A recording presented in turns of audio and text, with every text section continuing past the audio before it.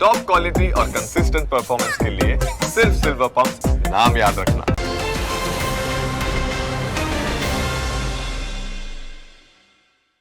Presented by trade bulls. अब trading सबके बस की बात है।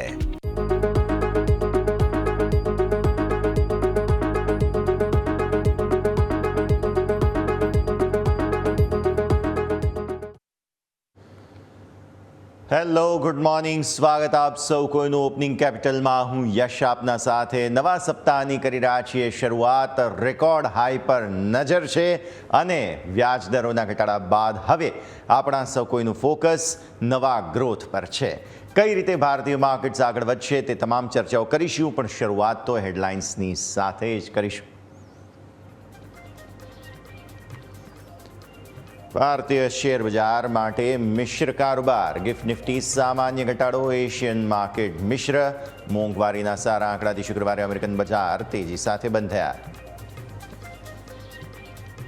ઇન્ડિગોની મુશ્કેલીમાં વધારો. આજે સાંજે 6 વાગ્યા સુધીમાં સમગ્ર સંકટનો જવાબ આપવા કારણ દર્શક નોટિસ અપાઈ. ડીજીસીએ કડકાઈથી કહ્યું, જો જવાબ નહીં મળે તો કોઈ પક્ષ સાંભળ્યા વિના કાર્યવાહી કરીશું.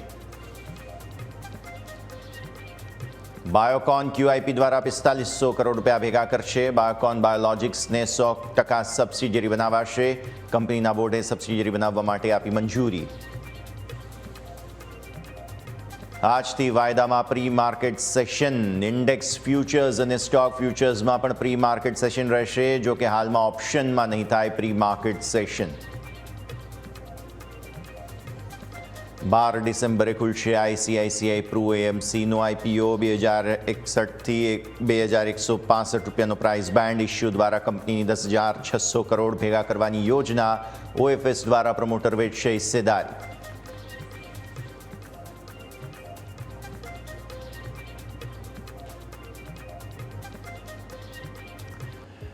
આવો આ સાથે જ આપને લઈ જઈશું અમારા ઇન્ટરેક્ટિવ વોલ પર. સમજીએ ભારતીય માર્કેટ્સનું આજનું એક્શન. દિવસની શરૂઆત એકદમ સીમિત દાયરાના સંકેતો સાથે. અત્યારે ફિલહાલ ગિફ્ટ નિફ્ટીનો સંકેત જો હું તમને આપું તો ગિફ્ટ નિફ્ટી જે છે તે અત્યારે મામૂલી એવો 10 પોઈન્ટ આસપાસનો ઘટાડો બતાવે છે. મતલબ કે દિવસની શરૂઆત એકદમ નાનકડી રેન્જમાં થવાની છે અને એ રેન્જ બાદ આગળ શું થશે તે આપણે સમજવાના છીએ. તો ગિફ્ટ નિફ્ટીનો પહેલા સંકેત જોઈ લઈએ. ગિફ્ટ નિફ્ટી અત્યારે ફિલહાલ એકદમ ફ્લેટિશ સંકેત આપે છે, મામૂલી ઘટાડો. આજે દિવસની શરૂઆતથી અત્યાર સુધીમાં મેક્સિમમ 25-30 પોઈન્ટનો ઘટાડો હતો, એ પણ રિકવર થયો. બહુ કંઈ તેજી પણ નથી, બહુ કંઈ મંદી પણ નથી, તેવું અત્યારે તમે ગિફ્ટ નિફ્ટી માટે કહી શકો છો.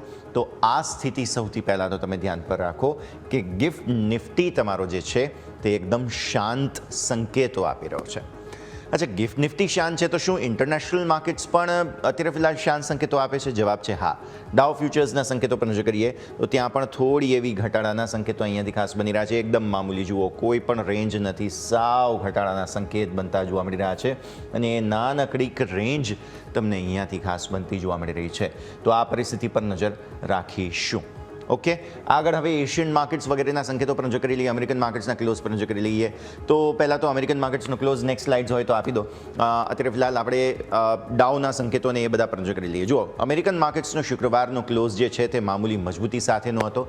ત્યાં મોંઘવારીના આંકડાઓ જે રીતે આવ્યા છે તેને કારણે થઈને મામૂલી મજબૂતી, મામૂલી ખરીદદારી સાથેનો સંકેત તમને બનતો જોવા મળેલો છે. તો આ અમેરિકન માર્કેટનો સંકેત થઈ ગયો, જેમાં ડાઉ 5% આસપાસની મજબૂતી સાથે બંધ થયો. નાસ્ડેક છે, S&P 500 છે, બધામાં થોડી મજબૂતી તમને રહેતી જોવા મળેલી હતી. આ સિવાય એશિયન માર્કેટ્સ પર જો આપણે નજર કરી લઈએ તો નિક્કઈમાં અત્યારે ફિલહાલ થોડી એવી નબળાઈ જોવા મળી રહી છે, એટલે એ સંકેત પણ કંઈ ખાસ રિએક્શન આપી નથી રહ્યા. અને આ સાથે જ એશિયન માર્કેટ્સમાં મિશ્ર કારોબાર છે. ચાઇનીઝ માર્કેટ્સમાં થોડી તેજી જોવા મળી રહી છે. કોસ્પી વગેરેમાં પણ થોડું રિએક્શન પોઝિટિવ છે, પણ સામે નિક્કાઈ જે સૌથી મોટું માર્કેટ છે એશિયાનું એટલે કે જાપાન, ત્યાં આપણને જોવા મળે છે થોડી એવી વેચવાલીનો સંકેત. તો આ ઓવરઓલ ગ્લોબલ માર્કેટ્સની વાત થઈ ગઈ. આપણે ભારતીય માર્કેટ્સ માટે આજના સેટઅપની ચર્ચા કરીશું, પણ એ પહેલાં ગ્લોબલ માર્કેટ્સના સંકેતોને થોડું સમજી લઈએ, જેને ખાસ અમેરિકન માર્કેટ્સનો જે સંકેત છે તેને સમજવો બહુ જ જરૂરી છે અને તેના માટે જઈશું. મારા સહયોગી ધવલ આપણી સાથે જોડાઈ રહ્યા છે. ધવલ, સૌથી પહેલાં તો ગુડ મોર્નિંગ અને જણાવો કે આજે ભારતીય માર્કેટ્સ માટે જે અમેરિકન માર્કેટ્સ અને ગ્લોબલ માર્કેટ્સના ક્યુઝ છે તે કેવા મળી રહ્યા છે? Good morning. યસ, હવે આપણે વૈશ્વિક બજારોમાં જોવા જઈએ તો શુક્રવારે તો અમેરિકન બજાર તેજી સાથે બંધ થયા છે, પરંતુ આજે ત્યાં આગળ ડાઉ જોન્સમાં એક સામાન્ય ઘટાડા સાથે કારોબાર જોવા મળી રહ્યો છે. આ સિવાય એશિયન બજારોમાં જોઈએ તો મોટેભાગે ઘટાડા સાથે જ કારોબાર છે. કોસ્પીમાં તેજી છે, પરંતુ નિક્કે, હેંગસેંગ આ બધામાં એક ઘટાડા સાથે કારોબાર છે. હવે આપણે અમેરિકન બજાર ઉપર નજર કરીએ તો ત્યાં આગળ આપણને ખ્યાલ છે કે નેટફ્લિક્સ અને વોર્નર બ્રધર્સની એક ડીલ થઈ છે, તેની આગળ ચર્ચા કરીશું. પરંતુ અમેરિકન બજારમાં હવે અહીંયા બુધવારે, એટલે આજે તો આપણે અહીંયા સોમવાર થઈ ગયો, એ લોકો હજી રવિવારના મૂડમાં છે, એટલે ત્યાં આગળ બુધવારે એક વ્યાજદરનો નિર્ણય આવશે.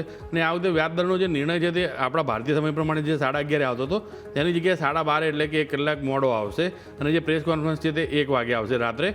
એટલે આ જે બધા સમયના પરિવર્તન છે, એટલે બુધવારે હવે ત્યાં આગળ 87% લોકોનું એવું માનવું છે કે વ્યાજદરમાં 0.25% ઘટાડો કરવામાં આવી શકે છે. અને શુક્રવારે જે મોંઘવારીના આંકડા આવ્યા તેનું માનથી સારા આવ્યા છે, તેના કારણે હવે વ્યાજદરમાં ઘટાડાની શક્યતા વધી ગઈ છે. એટલે અહીંયા અને જોકે અર્થશાસ્ત્રીઓનું એવું કહેવું છે કે માની લો કે જેરોમ પોવેલ વ્યાજદરમાં ઘટાડો નથી કરતા અને તેમની જે કોમેન્ટ્રી છે તે હવે મહત્ત્વની નહીં રહે, કારણ કે મે મહિનાની અંદર તેમનો કાર્યકાળ પૂર્ણ થઈ રહ્યો છે.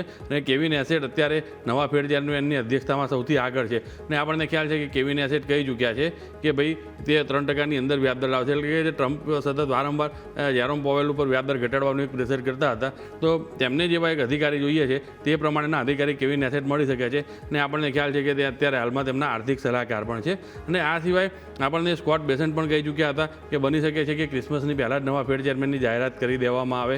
એટલે અહીંયા હવે જે પરમ દિવસે પોલિસી આવવાની છે તેમાં વ્યાજદરમાં ઘટાડો થાય છે કે નહીં, પરંતુ અર્થશાસ્ત્રીઓના જે કોમેન્ટ્રી છે તે મહત્ત્વની છે કે ભાઈ કદાચ ના કરે તો પણ બહુ ચિંતાનો વિષય નથી, પરંતુ 2026માં વધુ 2 વ્યાજદરમાં ઘટાડા જોવા મળી શકે છે. આ સિવાય અન્ય સેન્ટ્રલ બેન્કોના પણ જે નિર્ણય આવવાના છે. બેંક ઓફ જાપાનનો 19 ડિસેમ્બરે વ્યાજદર અંગે નિર્ણય આવવાનો છે, તો આવતીકાલે સ્વિસ બેંકનો વ્યાજદર અંગેનો નિર્ણય આવવાનો છે. અને આ સિવાય 18 તારીખે યુરોપિયન સેન્ટ્રલ બેંક અને બેંક ઓફ ઇંગ્લેન્ડ આનો પણ વ્યાજદર અંગે નિર્ણય આવશે. અને આપણો શુક્રવારે આવી ગયો છે. એટલે કે આ જે ડિસેમ્બર મહિનો છે તેની અંદર આ ઘણી બધી સેન્ટ્રલ બેંકોના નિર્ણય ઉપર મહત્ત્વના રહેશે. આજે ઓસ્ટ્રેલિયન રિઝર્વ બેંકનો પણ વ્યાજદરને લઈને નિર્ણય આવવાનો છે. અને આ સિવાય આપણે જે બીજા એક સંકેતો ઉપર નજર કરીએ તો અમેરિકાની અંદર આપણને ખ્યાલ છે કે ટ્રમ્પને જે એક શાંતિ નોબેલ પુરસ્કાર જોઈતો હતો, તો નોબેલ પુરસ્કાર તો નથી મળ્યો, પરંતુ ફીફા શાંતિ એવોર્ડ મળી ગયો છે. એટલે ત્યાં આગળ હવે આ એક મોટું ડેવલપમેન્ટ છે. અને તેમણે એવો દાવો કર્યો કે ભાઈ દુનિયાભરમાં જે અલગ અલગ 10 યુદ્ધ હતા તેમાંથી 8 તો તેમને પોતે જ બંધ કરાવ્યા છે. હજી રશિયા યુક્રેન ચાલુ છે તે બંધ તે નથી કરાવી શક્યા. એટલે આ જે અને અમેરિકા આવનારા દિવસોમાં વધુ જે 30 દેશોના પ્રવાસી છે, આપણને ખ્યાલ છે કે 19 દેશોના પ્રવાસી ઉપર તો તેમણે પ્રતિબંધ મૂકી દીધો છે અને તેમના ગ્રીન કાર્ડથી લઈને તમામ દસ્તાવેજોની ચકાસણી થશે, પરંતુ વધુ બીજા 30 દેશોના પ્રવાસીઓ પર પ્રતિબંધ મૂકવાની તૈયારી ત્યાં તંત્ર કરી રહ્યું છે. એટલે આ બધા સંકેતોની વચ્ચે જોઈએ તો ગિફ્ટ નિફ્ટીમાં સામાન્ય ઘટાડો અત્યારે જોવા મળી રહ્યો છે. ગિફ્ટ નિફ્ટીના સંકેતો અને ગ્લોબલ માર્કેટ્સના સંકેતો જેને ધ્યાન પર રાખીશું. ધવલ, ખૂબ ખૂબ આભાર આપનો અમારા સાથે જોડાવા માટે થઈને. તો દર્શક મિત્રો, આપણે જેમ વાત કરી તેમ કે અમેરિકન માર્કેટ્સના સંકેતો બહુ જ રસપ્રદ છે. આજે એક બહુ ઇન્ટરેસ્ટિંગ સ્ટોરી ત્યાંથી નેટફ્લિક્સ અને વોર્નર બ્રધર્સની આવી છે, જે પછી આગળ આપણે શોમાં ચર્ચા કરીશું. પણ મીનવાઇલ આવો હવે આપણે વિદેશી રોકાણકારો શુક્રવારે શું કરીને ગયા છે તે સમજી લઈએ. એટલે કે એફઆઈ અને ડીઆઈના સંકેતો. જો શુક્રવારે સારી તેજી આવી માર્કેટમાં, જેની પછી આગળ આપણે ચાર્ટ્સ પર પણ ચર્ચા કરીશું, પણ એ સારી તેજી પહેલાં શું થયું ને એ સમજવું જરૂરી છે. ગુરુવારે, બુધવારે, મંગળવારે એફઆઈઝ કેશ માર્કેટમાં સતત વેચીને જઈ રહ્યા હતા. શુક્રવારે પણ તેમણે વેચ્યું છે, નેટ કેશ માર્કેટમાં વેચવાલી કરી છે. પરંતુ તમારા માટે સારો સંકેત શું છે? સારો સંકેત એ છે કે 483 કરોડ રૂપિયાની વેચવાલી તેમણે કરી છે. તો નેટ નેગેટિવ તેઓ કેશમાં, પણ તેમણે વેચવાલી પોતાની થોડી ઓછી કરી છે, લિમિટેડ કરી છે, તેવું તમે સમજી લો. પછી તમે આવો, આ છે 4189 કરોડની ડીઆઈએસની ખરીદદારી. પરંપરા, પ્રતિષ્ઠા, અનુશાસન, રિપીટ નથી કરતા. સૌથી સારી વાત આ થઈ કે ઇન્ડેક્સ ફ્યુચર્સમાં તમારો લોંગ શોર્ટ રેશિયો એટલો ગંદો હતો કે ફાઇનલી તમારે શુક્રવારે જ્યારે વ્યાજ દરોની અનાઉન્સમેન્ટ્સ ગવર્નર સાહેબે કરી, ત્યારબાદ તમારે શોર્ટ કવર કરવા પડ્યા. અને એ જે શોર્ટ કવર કરવા પડ્યા તેમાં તમારે અલ્ટિમેટલી 200 કરોડ રૂપિયાના નિફ્ટીના ફ્યુચર્સ ખરીદવા પડ્યા. બેંક નિફ્ટીના ફ્યુચર્સ સામે વેચ્યા છે, પણ બેંક નિફ્ટીએ રિકવર તો સારો થયો હતો, રેકોર્ડ ત્યાં પણ બન્યા હતા. તો આ પરિસ્થિતિ પર પણ નજર રાખો. પછી તમે આવો અહીંયા, આ છે તમારા 3 કરોડ આસપાસના ફિન નિફ્ટીના ફ્યુચર્સની ખરીદદારી. મિડ કેપ સિલેક્ટના ફ્યુચર્સ તો તેઓ ખબર નહીં ગમે તેમ કરીને ખરીદીને જાય છે, તેમાં કોઈ પ્રોબ્લેમ નથી. અને આ છે તમારો નેક્સ્ટ 50, થોડી વેચવાલી. આપો નેક્સ્ટ સ્લાઇડ. FI2 ઇમેજ પર નજર કરીએ. જુઓ મુદ્દો શું છે કે તમે કેશ માર્કેટમાં વેચ્યું, ફ્યુચર્સમાં સામે ખરીદીને ગયા, પરંતુ જે ઓપ્શન્સ છે તે ઓપ્શન્સમાં પણ તમારે શોર્ટ કવર કરવા પડ્યા. કેમ કે તમને યાદ હશે કે 26,000, 26,100 અને 200 આ 3 સ્ટ્રાઇક્સ હતી કે જ્યાં કોલની જબરદસ્ત વેચવાલી તેઓ જે છે તે ખાસ કરીને ગયા હતા અને એ વેચવાલી તેમણે કવર કરવી પડી. એટલા માટે 3,311 કરોડના ઇન્ડેક્સ ઓપ્શન્સ તેમને નિફ્ટીના ખરીદવા પડ્યા, મિડ કેપ સિલેક્ટ બેંક નિફ્ટીના ઓપ્શન્સ ખરીદવા પડ્યા, ફિન નિફ્ટીના ઓપ્શન્સ ખરીદવા પડ્યા. સામે મિડ કેપ સિલેક્ટમાં તેમણે નવી સેલિંગ કરી દીધી છે, ઓલરેડી તેઓ લાઇટ હતા અહીંયા, તો આ ખાસ તમે ધ્યાન રાખો. અને 11 કરોડ આસપાસના તમે જુઓ છો તે પ્રમાણે તેઓએ ફિન નિફ્ટીના ઓપ્શન્સ પણ ખરીદ્યા. તો આ સ્થિતિ પર પણ નજર રાખો. પછી તમે જુઓ કે અહીંયાથી ખાસ જે પ્રકારે ઓવરઓલ સ્ટોક ફ્યુચર્સ છે, તો સ્ટોક ફ્યુચર્સમાં પણ તમને ખરીદદારી જોવા મળેલી છે. તો આ પરિસ્થિતિ પર પણ નજર રાખો. અને 1,517 કરોડના ઓપ્શન્સ તેઓ સામે વેચીને ગયા છે. વિક્સ તમારું જે છે તે બહુ જ ઇન્ટરેસ્ટિંગ ગયો છે. ઇન્ડિયા વિક્સ તમારું જે છે તે અહીંયાથી 10.31 પર ગયો, એટલે સારું ક્લોઝિંગ છે. 11 નીચેનો ક્લોઝિંગ મળી ગયો તમને, જે બહુ મહત્વની વાત છે અહીંયાથી ખાસ. અને સાથે સાથે નિફ્ટીનો ક્લોઝ તમારો જે છે 26,186નો.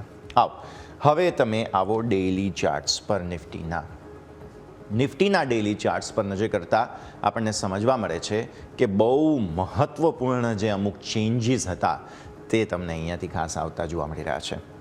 ડેઇલી ચાર્ટ્સ પર છીએ આપણે. 10 દિવસની મૂવિંગ એવરેજ જે બ્લેક લાઇન છે તે તમે ખાસ ધ્યાનથી જુઓ. ત્યાંથી તમે વારંવાર તોડવાની કોશિશ કરો છો, સફળ થાવ છો, ઉપર રિકવર આવી જાઓ છો. પછી નીચે જે લાલ લાઇન છે તે 20 ડેમાં છે, તે પણ ખાસ તમે જુઓ.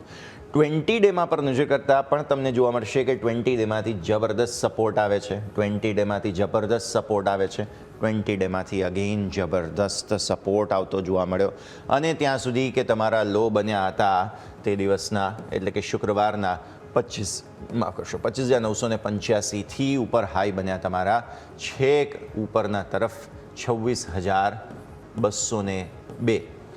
મતલબ કે આજના દિવસ માટે તમારો જે આ 25,985 અને 26,000 જે છે ને, આ તમારા ટેકનિકલ બહુ સ્ટ્રોંગ સપોર્ટ એરિયા બની ગયા. અને ઉપરના સ્તરો પર તમે જે લેવલ જુઓ છો 26,202 એ તમારા માટે અવરોધ બની ગયો. અગેન 26,200 શા માટે? કેમ કે તમે અહીંયાથી વર્ચ્યુઅલ જે ક્લોઝિંગ છે ને તેને આસપાસ જ જુઓ તો અવરોધ છે. અહીંયા ક્લોઝ ન થઈ શક્યા, અહીંયા ક્લોઝ થયા તો બીજે દિવસે ફરી એકવાર નીચે જવાની કોશિશ 2 વખત કરી, ત્રીજી વખત તેને નીચે બંધ, અને આ ચોથી વખત ફરી તેને ઉપર બંધ આપવાની કોશિશ. એટલે 26,200 ને ઉપરનો ક્લોઝ બહુ જરૂરી છે. ઇનફેક્ટ હું ત્યાં સુધી પણ કહીશ કે આ સમગ્ર અઠવાડિયા દરમિયાન 26,200 ને ઉપર જો બંધ થઈ જઈએ છીએ તો આપણે માર્કેટની નવી તેજી માટે તૈયાર થઈએ છીએ. પરંતુ સાથે સાથે એક ઓબ્ઝર્વેશન અહીંયા એ પણ છે કે શું માર્કેટ પાસેથી આપણે બહુ મોટી તેજીની અપેક્ષા રાખી શકીએ? જવાબ બને છે ના. નો ડાઉટ ગવર્નર સાહેબે જે ડિસિઝન લેવાના હતા તે લઈ લીધા છે. બાકી બધી પરિસ્થિતિઓ, ગ્લોબલ માર્કેટ્સ, બધી જ વસ્તુઓ ઇન્ટરેસ્ટિંગ છે. તેમ છતાં પણ જે તમારા રેકોર્ડ હાઈ બન્યા હતા 26,325ના, આ તો હજુ પ્રોબ્લેમેટિક ઝોન છે જ. અને એને ઉપર જઈશું તો પણ કેટલા જલ્દી ટકી શકીશું તે સવાલ પણ બને છે. તો બેઝિકલી તમારે ઇન્ટ્રાડે શું કરાય?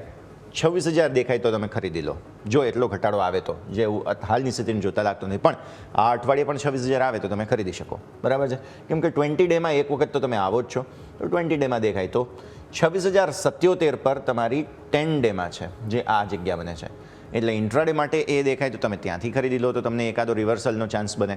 અલ્ટિમેટલી 26,200 થોડો અવરોધનો વિસ્તાર છે અને 26,200 ને પાર તમને નવી તેજી પછી 325 સુધી વધારે લાંબુ આમાં કંઈ જોવા જેવું નથી. પણ થોડા 15 મિનિટના ચાર્ટ્સ જોઈશું ને પાછલા સમગ્ર સપ્તાહની પરિસ્થિતિને તમે જુઓ ધ્યાનથી.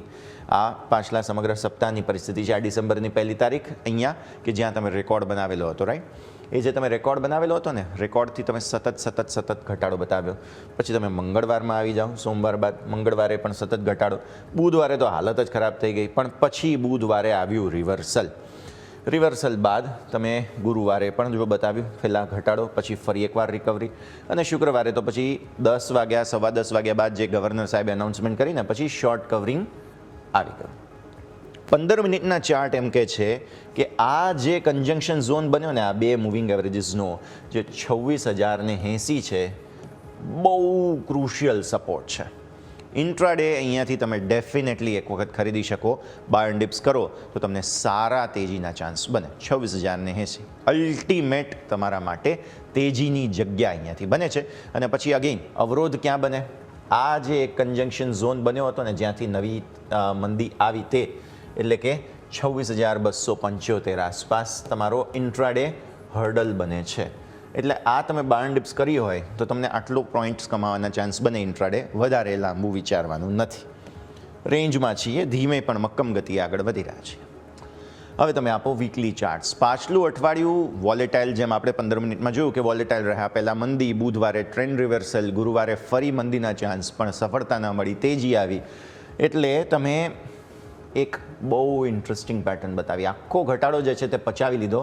છેક નીચે 25,891 સુધી ગયા હતા, એટલે કે 900 પણ તમે તોડેલું હતું.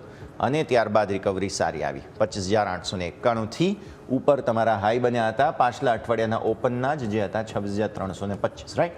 એટલે તમે વીકલી બેઝિસ પર આ રેન્જમાં છો. સારી વાત એ છે કે વીકલી ક્લોઝ આપણે વાત કર્યું હતું કે ભાઈ 26,100 ઉપર મને બંધ જોઈએ છે, એ મળી ગયું છે. એટલે આપણે શું કરવાનું? બાય એન્ડ ડિપ્સ કરતા રહેવાનું. જ્યાં સુધી 26,100 ટકેલું છે ત્યાં સુધી કોઈ વાંધો નથી. તેને નીચે એક ચાન્સ બનશે આ અઠવાડિયે ફરી એકવાર, અને પછી ફરી એકવાર તમને ખરીદદારીની તક મળી રહેશે. તો તમારે બાય એન્ડ ડિપ્સ કરવાનું છે. બીજી કોઈ આડી અવડી વાત નથી કરવાની.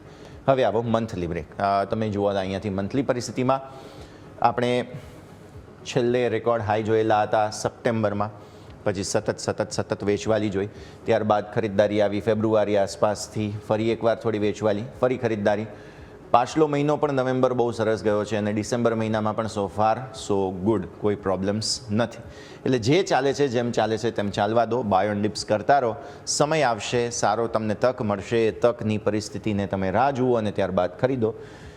25,109 અલ્ટિમેટ લેવલ બને છે અત્યારની પરિસ્થિતિ પ્રમાણે. જે હાલની સ્થિતિમાં ઉતાવળ નથી એવી કોઈ લાવવાની, પણ કદાચ જો આવે તો તમે ખરીદી શકો. વાર્તા પૂરી થઈ ગઈ. આવતીકાલે છે એક્સપાયરી. આજથી તમારા ફ્યુચર્સમાં પ્રી ઓપનના સેટલમેન્ટ શરૂ થઈ જવાના છે. ઓપ્શન્સમાં હમણાં નહીં થાય, પણ ફ્યુચર્સમાં તો થશે. આવી સ્થિતિમાં તમે જુઓ કે તમારા ઓપન ઇન્ટરેસ્ટના ડેટા જે છે, નેક્સ્ટ સ્લાઇડ આપી દો. ઓપન ઇન્ટરેસ્ટના ડેટા પ્રમાણે તમને એક્સપાયરીમાં ગઈકાલે એટલે કે શુક્રવારે શોર્ટ કવરિંગ થતું જોવા મળ્યું. જે એફઆઈએસે ઓપ્શન્સ ખરીદ્યા છે ને એ આ ખરીદ્યા છે. જુઓ 26,000, 26,050, 26,100, 26,200માં થોડો કોલનો એડિશન છે, પણ આજે ફરી એકવાર તમે 26,200ને ઉપર જવાની કોશિશ કરવાના છો. આવી સ્થિતિમાં આ 1 કરોડ વાય શું કરે છે? આજે 26,200ના કોલ પર નજર રાખો. આવતીકાલે એક્સપાયરી છે, એટલે અહીંયા વેચવાલી આવશે જ. પહેલાં તો બહુ મોટી તેજી, બહુ મોટી મંદીની અપેક્ષા નથી. અત્યારે માર્કેટ્સ રેન્જમાં રહે તેવી શક્યતા છે. આવી પરિસ્થિતિમાં 15 મિનિટમાં ઓપ્શન્સનો ખેલ પૂરો કરાય. બાકી પ્રીમિયમ ગુમાવવાનો ધંધો જો તમે ઓપ્શન્સ બાયર છો તો. ઓપ્શન સેલર છો તો અત્યારે પુટ વેચવામાં વધારે માલ છે તેવું હાલની સ્થિતિને જોતા લાગે છે. થોડો ઘટાડો આવે ફરી એકવાર તમે પુટ વેચીને ઉપરના તરફનો ટ્રેક્શન જોઈ શકો છો. પણ રેન્જમાં રહીશું એટલે દૂરના પુટ વેચો તો તમને માલ જ છે, એમાં કોઈ તકલીફ નથી. અહીંયા ઓલરેડી સારું એવું એક્શન છે. એક વખત કદાચ આ લોકોને હેરાન કરવા માટે માર્કેટ નીચે આવે તો તમે અહીંયાથી ફરી એકવાર પુટ વેચો તો તમને સરસ જગ્યા બને. દૂરના કોલમાં 26,400, 26,350, 300 આ બધામાં સારું એવું એડિશન જોવા મળેલું છે. આ 250 છે બાય ધ વે. તો આ બધી પરિસ્થિતિ પર નજર રાખો. એટલે કોલનું ટ્રેક્શન છે, માર્કેટ ઉપર જવાની ટેન્ડન્સી અત્યારે બતાવી રહ્યું છે, પણ થોડું ઘટાડે તમે અહીંયાથી ખરીદો. 26,080નો લેવલ મેં કહ્યો તમને, તે પ્રમાણે ઓપ્શન્સ વેચવા હોય કે ખરીદવા હોય 26,080નો લેવલ ધ્યાન પર રાખો, અને એ 26,080ના લેવલથી આગળ કંઈક નવી સ્ટ્રેટેજી બનાવો. સિમ્પલ, ક્લિયર, વાર્તા પૂરી. હવે આવો બેંક નિફ્ટી પર. બેંક નિફ્ટીની પરિસ્થિતિ પર જો આપણે નજર કરીશું તો ત્યાં પણ આપણને જોવા મળે છે કે રેકોર્ડ હાઈ બનાવ્યા બાદ એક નર્વસનેસ આવી ગઈ હતી, કેમ કે ગવર્નર સાહેબ બોલવાના હતા, સંબોધન કરવાના હતા. એટલે એ ચિંતા હતી માર્કેટને કે ભાઈ અહીંયા થશે શું. તો ફાઇનલી ડેઇલી ચાર્ટ પર 10 ડેમાં અને મેં તમને કહ્યું હતું 20 ડેમાં 701 પોઈન્ટની મૂવની આપણે વાત કરી હતી. એક્ઝેક્ટ 20 ડેવાને નજીકથી સરસ રિકવરી તમે બતાવી અને ઉપર ફરી એકવાર 59,800 સુધી પહોંચ્યા. વસ્તુ શું છે? 59,800 સુધી આપણે પહોંચ્યા 10 ડેમાં અને 20 ડેમાં. આ જ ગેમ છે. એક વખત તેને નીચે જાય ને એટલે તમે અહીંયાથી ખરીદવાની તક મળે, ફરી એકવાર તમે ઉપર જાઓ. જો અહીંયા પણ એવું થયું, 10-20ને વચ્ચેથી તેજી આવી, ફરી એકવાર 10 પરથી જબરદસ્ત તેજી, અગેઇન 10 પરથી તેજી, ફરી 10-20 પર આવ્યા છો તો આટલી જ સરસ તેજી રહેશે. આ નવેમ્બર મહિનો હતો તમારો, એક જ વખત 20 ડેમાં પર આવ્યા હતા. આ ડિસેમ્બર મહિનામાં 20 ડેમાં નજીક આવીને તેજી તમે બતાવી દીધી છે.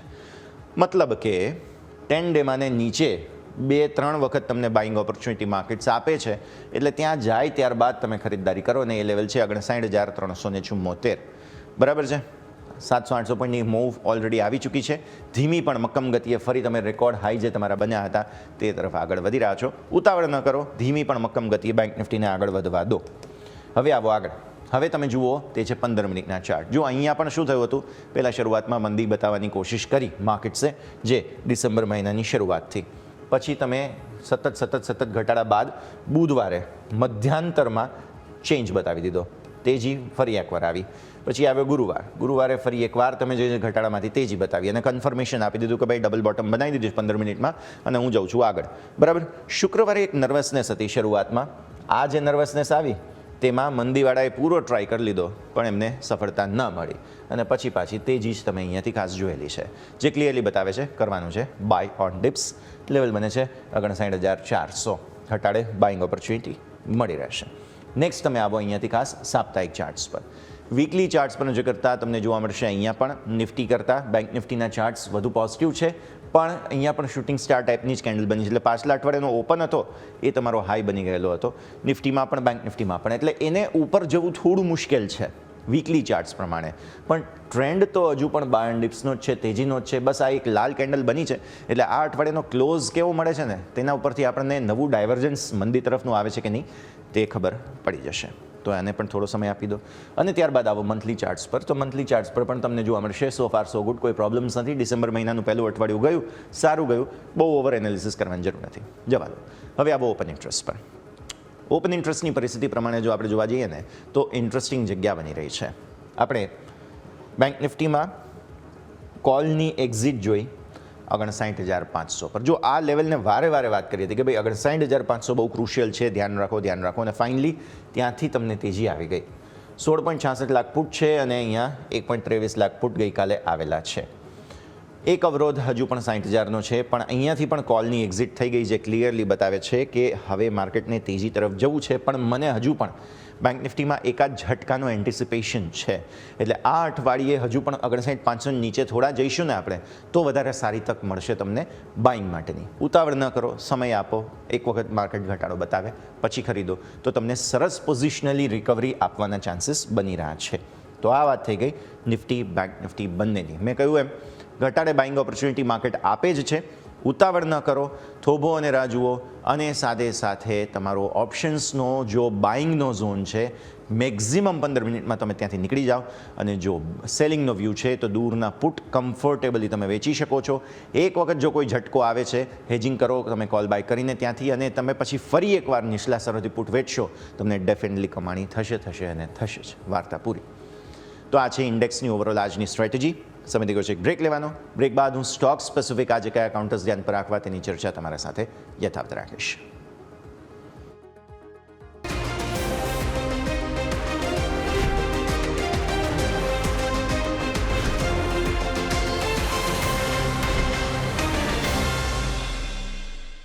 બ્રેક બાદ આપનું સ્વાગત છે. ભારતીય માર્કેટ્સ અત્યારે પ્રી ઓપનિંગ બિટ્સ બતાવવાની કોશિશો ચાલી રહી છે અને થોડી ક્ષણો બસ હવે અહીંયાથી ખાસ બાકી હોય તેવા સંકેતો પ્રી ઓપનિંગ પહેલાં. પણ સ્ટોક સ્પેસિફિક તમારે કયા કાઉન્ટર્સ ધ્યાન પર રાખવા તેની આપણે હવે ચર્ચા કરીશું. પહેલાં તો ઇન્ટરનેશનલ માર્કેટ્સના ક્યુઝ જે છે તે બધા આપણે સમજેલા છે. આપણે ઇન્ડિગોની સાથે ચર્ચાની શરૂઆત કરીએ. ઇન્ટરગ્લોબ એવિએશન માટે આજે બહુ મોટી સમાચાર અને ખબર છે. જે કંપનીના CEO પીટર એલ્વર્સ છે તેને કારણ જાણવા નોટિસ આપવામાં આવેલી છે અને ખાસ બે જે DGCAના ખાસ અધિકારીઓ છે તેમના દ્વારા 2 અધિકારીઓને પણ નોટિસ આપવામાં આવી છે. કંપનીના CEO અને અન્ય 2 અધિકારીઓને ઇન્ડિગોના નોટિસ આપવામાં આવી છે. કંપનીને COO હવે ઇનસાઇડ જે પ્રિક્વર્સ છે તેને પણ નોટિસ આપવામાં આવી છે અને એર ઓપરેશન્સની જે કહેવાય કે બહુ મોટી નિષ્ફળતા મળી તેને કારણે થઈને તેમને આ નોટિસ આપવામાં આવેલી છે. તો ઇન્ડિગો તમે ખાસ ધ્યાન પર રાખો. પછી નેક્સ્ટ તમે અહીંયાથી ધ્યાન રાખો અશોકા બિલ્ડકોન. મોટા સમાચાર છે. BMC તરફથી 1573 કરોડ રૂપિયાનો મોટો ઓર્ડર મળ્યો છે. એટલે આ બહુ જ મોટા સમાચાર બેઝિકલી તમે અહીંયાથી ખાસ ધ્યાન પર રાખો. ઓર્ડરનો હેતુ ફ્લાયઓવરના કન્સ્ટ્રક્શનનો રહેવાનો છે. તો આ એક મોટો ઓર્ડર અપડેટ આવ્યો છે અશોકા બિલ્ડકોનને. નેક્સ્ટ બાયોકોન આજે ખાસ ધ્યાન પર રાખો, સમાચારો છે બેઝિકલી, એટલે બાયોકોન પર તમારે નજર રાખવાની રહેશે. કંપની જે બાયોલોજિક્સ પેટા કંપનીને સંપૂર્ણ માલિકી માટે મંજૂરી મળી ગઈ છે, એટલે હવે $5.5 બિલિયન બાકીનો હિસ્સો શેર સ્વોપ દ્વારા તેઓ હસ્તગત કરવાના છે. અને માઇલાઇન્સ છે તેના બાકીના સ્ટેક $815 મિલિયનથી તેઓ અહીંથી ખરીદવાના છે. અને ઇન્ટિગ્રેશન 31 માર્ચ 2026 સુધીમાં, એટલે કે આવનારા ત્રિમાસિકમાં પૂરું કરી દેવાનું છે. બોર્ડે સ્વોપ રેશિયો QIP $4500 કરોડ આસપાસ વધારવાનું નક્કી કર્યું છે, તો આ પણ તમે ધ્યાન પર રાખો. નેક્સ્ટ તમે ધ્યાન પર રાખો તે છે કોચિન શિપયાર્ડ. સ્વિટ્ઝર તરફથી 250 થી 500 કરોડ રૂપિયાના અલગ અલગ ઓર્ડર્સ મળેલા છે, અને એડવાન્સ્ડ ઇલેક્ટ્રિક ટ્રાન્સવર્સ TUVs જે છે તેના માટેનો ઓર્ડર મળેલો છે. તો કોચિન શિપયાર્ડ મોટા સમાચારોને લઈને આજે ખાસ તમે ધ્યાન પર રાખો. HFCL પર નજર રાખો. કંપનીને ઇન્ટરનેશનલ ઓર્ડર 656 કરોડ રૂપિયાનો મળ્યો છે, જેમાં ઓપ્ટિકલ ફાઇબર કેબલ સપ્લાય કરવા માટેનો અમેરિકા તરફથી જે છે તે ખાસ આ ઓર્ડર મળેલો છે. તો આ તમે પરિસ્થિતિ પર નજર રાખો. HFCL આજે સમાચારોના બેઝિસ પર. ત્યારબાદ તમે આવો એમટાર ટેક પર. કંપનીને સિવિલ ન્યુક્લિયર પાવર સેક્ટર માટેનો ઓર્ડર મળ્યો છે. 194 કરોડ રૂપિયાની ઓર્ડર વેલ્યુ છે, અને આપણે જાણીએ છીએ કે રશિયા સાથે પણ આપણે ન્યુક્લિયર પાવર માટેના મોટા કરારો કરી રહ્યા છીએ, એટલે આવનારા દિવસોમાં એનર્જીની ડિમાન્ડ બહુ જ ખાસી એવી વધવાની છે તેવું આપણને સમજ આવી રહ્યું છે. એનર્જી સેક્ટર પર ખાસ તમે નજર રાખો. આપણી જે EDRI થીમ છે તે હિસાબે પણ તમારું ફોકસ અહીંયા હોવું જોઈએ. નેક્સ્ટ આવો તમે NBCC પર. ગ્રેટર નોઈડામાં 175 રેસિડેન્શિયલ યુનિટ્સ માટેનું સેલ્સ જે છે તેની ટોટલ વેલ્યુ કંઈક 485 કરોડ રૂપિયા થાય છે, પણ આ એક મોટા સમાચાર છે. રહેઠાણ યુનિટ્સના વેચાણની કિંમત, તો આ સેલ્સ તેમણે રજિસ્ટર કરાવેલું છે, તેના પર નજર રાખો. ઓલા ઇલેક્ટ્રિક ઓલરેડી લોઅર સર્કિટથી લોઅર સર્કિટ પર ચાલે છે. 4680 ભારત સેલ સંચાલિત વાહનોનું ઉત્પાદન જે છે તે કર્યું S1 Pro. એ કંપનીના સ્વદેશી રીતે ઉત્પાદિત જે કહેવાય અને પ્રથમ ઉત્પાદન છે તેમનું અહીંયાથી ખાસ. તો આ પરિસ્થિતિ પર તમે નજર રાખો. ભારત સેલ બેટરી પેક દ્વારા કંપનીએ પોતાના પ્રોડક્ટ્સનું શરૂ કરી દીધું છે. આ ભારત સેલ પણ તેઓ પોતે જ મેન્યુફેક્ચર કરે છે, તો એ પણ તમે ધ્યાન પર રાખો. નેક્સ્ટ આવો સ્પાઇસ જેટ પર. કંપનીએ મુંબઈ અને દિલ્હીમાં હવે વિમાન સેવા શરૂ કરી દીધી છે, તો આવી પરિસ્થિતિમાં નવી ફ્લાઇટ્સ છે ઓપરેટ કરવાનું શરૂ કર્યું. ઇન્ડિગોના આટલા બધા જે પ્રોબ્લેમ્સ હતા તેને કારણે થઈને નવી ફ્લાઇટ્સ શરૂ થઈ છે, તો એ પણ તમે ધ્યાન પર રાખો. અને પછી આવો તમે આજે શું ખાસ છે જાણી લઈએ આપણે. DGCA દ્વારા શો કોઝ નોટિસ પર ઇન્ડિગોએ જવાબ આપવાનો છે. સૌથી પહેલાં તો ફિઝિક્સવાલા અને ફુજિયામા પાવરના બીજા ત્રિમાસિકના પરિણામો આજે આવવાના છે, આ તમે ખાસ ધ્યાન રાખો. F&Oના પ્રતિબંધમાંથી સમ્માન કેપિટલ, બંધન બેંક અને કેઇન્સટેક યથાવત રહેવાના છે. F&O પર પ્રતિબંધ રહેશે. પ્રી ઓપનિંગ આજનું જે સેટલ થવાનું છે તેમાં ફ્યુચર્સ એન્ડ ઓપ્શન્સ પણ રહેવાના છે, તો એ પણ તમે ધ્યાન રાખો. ઓપ્શન્સ નહીં હોય, ફ્યુચર્સ તો હશે જ. આજે વેકફિટ ઇનોવેશનનો IPO ઓપન થઈ રહ્યો છે. 1289 કરોડનો ઇશ્યુ સાઇઝ છે તમારો. કોરોના રેમેડીઝનો IPO પણ આજથી ઓપન થઈ રહ્યો છે. 655 કરોડનો ઇશ્યુ સાઇઝ અહીંયા રહેશે. આજે સંસદમાં વંદે માતરમના 150 વર્ષ પૂરા થવા પર PM મોદી જે છે તે સદનમાં બોલવાના છે, તો એ પણ તમે ધ્યાન પર રાખો. ગૃહમંત્રી અમિત શાહ પણ બોલશે. આજથી 2 દિવસના તેલંગાણા રાઇઝિંગ સમિટ શરૂ થઈ રહી છે, અને રિઝર્વ બેંક ઓફ ઓસ્ટ્રેલિયાનો વ્યાજ દર પર નિર્ણય આજે જાહેર થવાનો છે. એમને ત્યાં પણ મોંઘવારી ખાસી કાબૂમાં છે, GDP વગેરે સારા આવ્યા છે, તો આ પરિસ્થિતિ પર તમે નજર જરૂરથી રાખો. તો આ થઈ ગયા તમારા આજના ટોપ સમાચારોના અને ઇવેન્ટના બેઝ પર એક્શન કે જેના પર નજર રાખવાનું રહેશે. નેક્સ્ટ આવો નજર કરીશું અમારી ખાસ રજૂઆત બમ્પર સ્ટોક પર. આજે મારી પસંદગી રહેવાની છે તે છે મોતીલાલ ઓસવાલ ફિનાન્શિયલ સર્વિસીસ. શા માટે આ સ્ટોક પસંદ કર્યો છે? પહેલાં ચાર્ટ્સ પર તમે નજર કરી લો. ડેઇલી ચાર્ટ્સ પર નજર કરો તો તમે 200 ડેમાંને નજીક આવી ગયા છો. 200 દિવસની એક્સપોનેન્શિયલ મૂવિંગ એવરેજ પર તમે આવી ગયા છો. ખાસો ઘટાડો જોઈ ચૂક્યા છો, એટલે હવે અહીંયાથી રિવર્સલના પ્રયત્નો આ સ્ટોક શરૂ કરશે, અને એટલા માટે આપણને પસંદ આવી રહ્યો છે મોતીલાલ ઓસવાલ ફિનાન્શિયલ સર્વિસીસ. પહેલાં તો કારણોની વાત કરી લઈએ. એક કંપનીનો પેલો ફંડામેન્ટલ ઇફેક્ટ જુઓ તમે. 5 વર્ષનો કેગર નફાનો ગ્રોથ જે છે 68.7% છે. 68.7% કેગર નફાનો ગ્રોથ, અને તેમ છતાંય સ્ટોક 200 ડેમાં નજીક આવે છે. મતલબ પોટેન્શિયલ ઓપોર્ચ્યુનિટી છે. મેં કહ્યું તેમ 200 દિવસની એક્સપોનેન્શિયલ મૂવિંગ એવરેજને નજીક આવ્યો છે. આવી પરિસ્થિતિમાં રિવર્સલના પૂરા ચાન્સ છે. આજે વ્યૂ બને છે પોઝિટિવિટીનો, અને ઇનફેક્ટ લોંગ ટર્મનો વ્યૂ ધરાવીએ આપણે તો પણ તમે વ્યૂ પોઝિટિવ રાખી શકો છો. 950ના ઇમિડિયેટ પહેલા ટાર્ગેટ, ત્યારબાદ 1045ના ટાર્ગેટ, કેમ કે ત્યાં નજીક પછી 52 વીક હાઈ બન્યા હતા, પછી જબરદસ્ત વેચવાલી આવી છે. 848નો બહુ સરસ રિસ્ક રિવોર્ડ બને છે, એટલે 848 પર સ્ટોપ લોસ તમે રાખો અને 1045ના ટાર્ગેટ રાખો.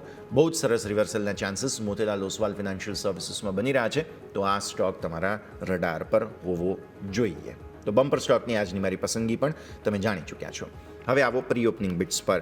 નિફ્ટી કહે છે કંઈક 200-300 પોઈન્ટ આસપાસનો ઘટાડો, સેન્સેક્સ કહે છે કંઈક 19 પોઈન્ટની મજબૂતી, એટલે હજુ કંઈ નક્કી થઈ રહ્યું નથી કઈ રીતની પરિસ્થિતિ બનશે. એટલે એક વખત થોડો માર્કેટને સમય આપવાનો છે, અને સમય આપ્યા બાદ તમને વધારે સ્પષ્ટતા આવતી જોવા મળશે.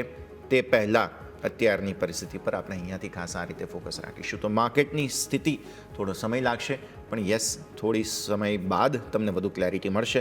ગિફ્ટ નિફ્ટી તો એવું જ કહેતું હતું કે ભાઈ ઘટાડો આવવો જોઈએ, તો થોડા ઘટાડાના સંકેતો અહીંયાથી પણ બનતા જોવા મળી રહ્યા છે. આ બધાને ધન પર રાખીશું. આગળ વધીએ. રૂપિયામાં ફરી એકવાર નબળાઈ છે. 8 પૈસાની નબળાઈ સાથે રૂપિયો ઓપન થયો છે, કંઈક 90 રૂપિયા અને 6 પૈસા આસપાસ, તો એ પણ તમે પરિસ્થિતિ પર નજર રાખો. અને ઓપનિંગ થોડી નબળાઈ સાથે થઈ છે રૂપિયાની અંદર. સોના ચાંદીના સંકેતો પર પણ એક વખત નજર કરી લઈશું. તો સોના ચાંદીમાં પણ તમને જોવા મળશે આજનો દિવસ, તો અત્યારે દિવસની શરૂઆત આમ તો ઇન્ટરનેશનલ માર્કેટના સંકેતો બહુ ઇન્ટરેસ્ટિંગ હતા, પણ આજની પરિસ્થિતિ અહીંયા પણ થોડી હવે ઇન્ટરેસ્ટિંગ બનતી જોવા મળી રહી છે, તો તેને પણ તમે જરૂરથી ધ્યાન પર રાખો.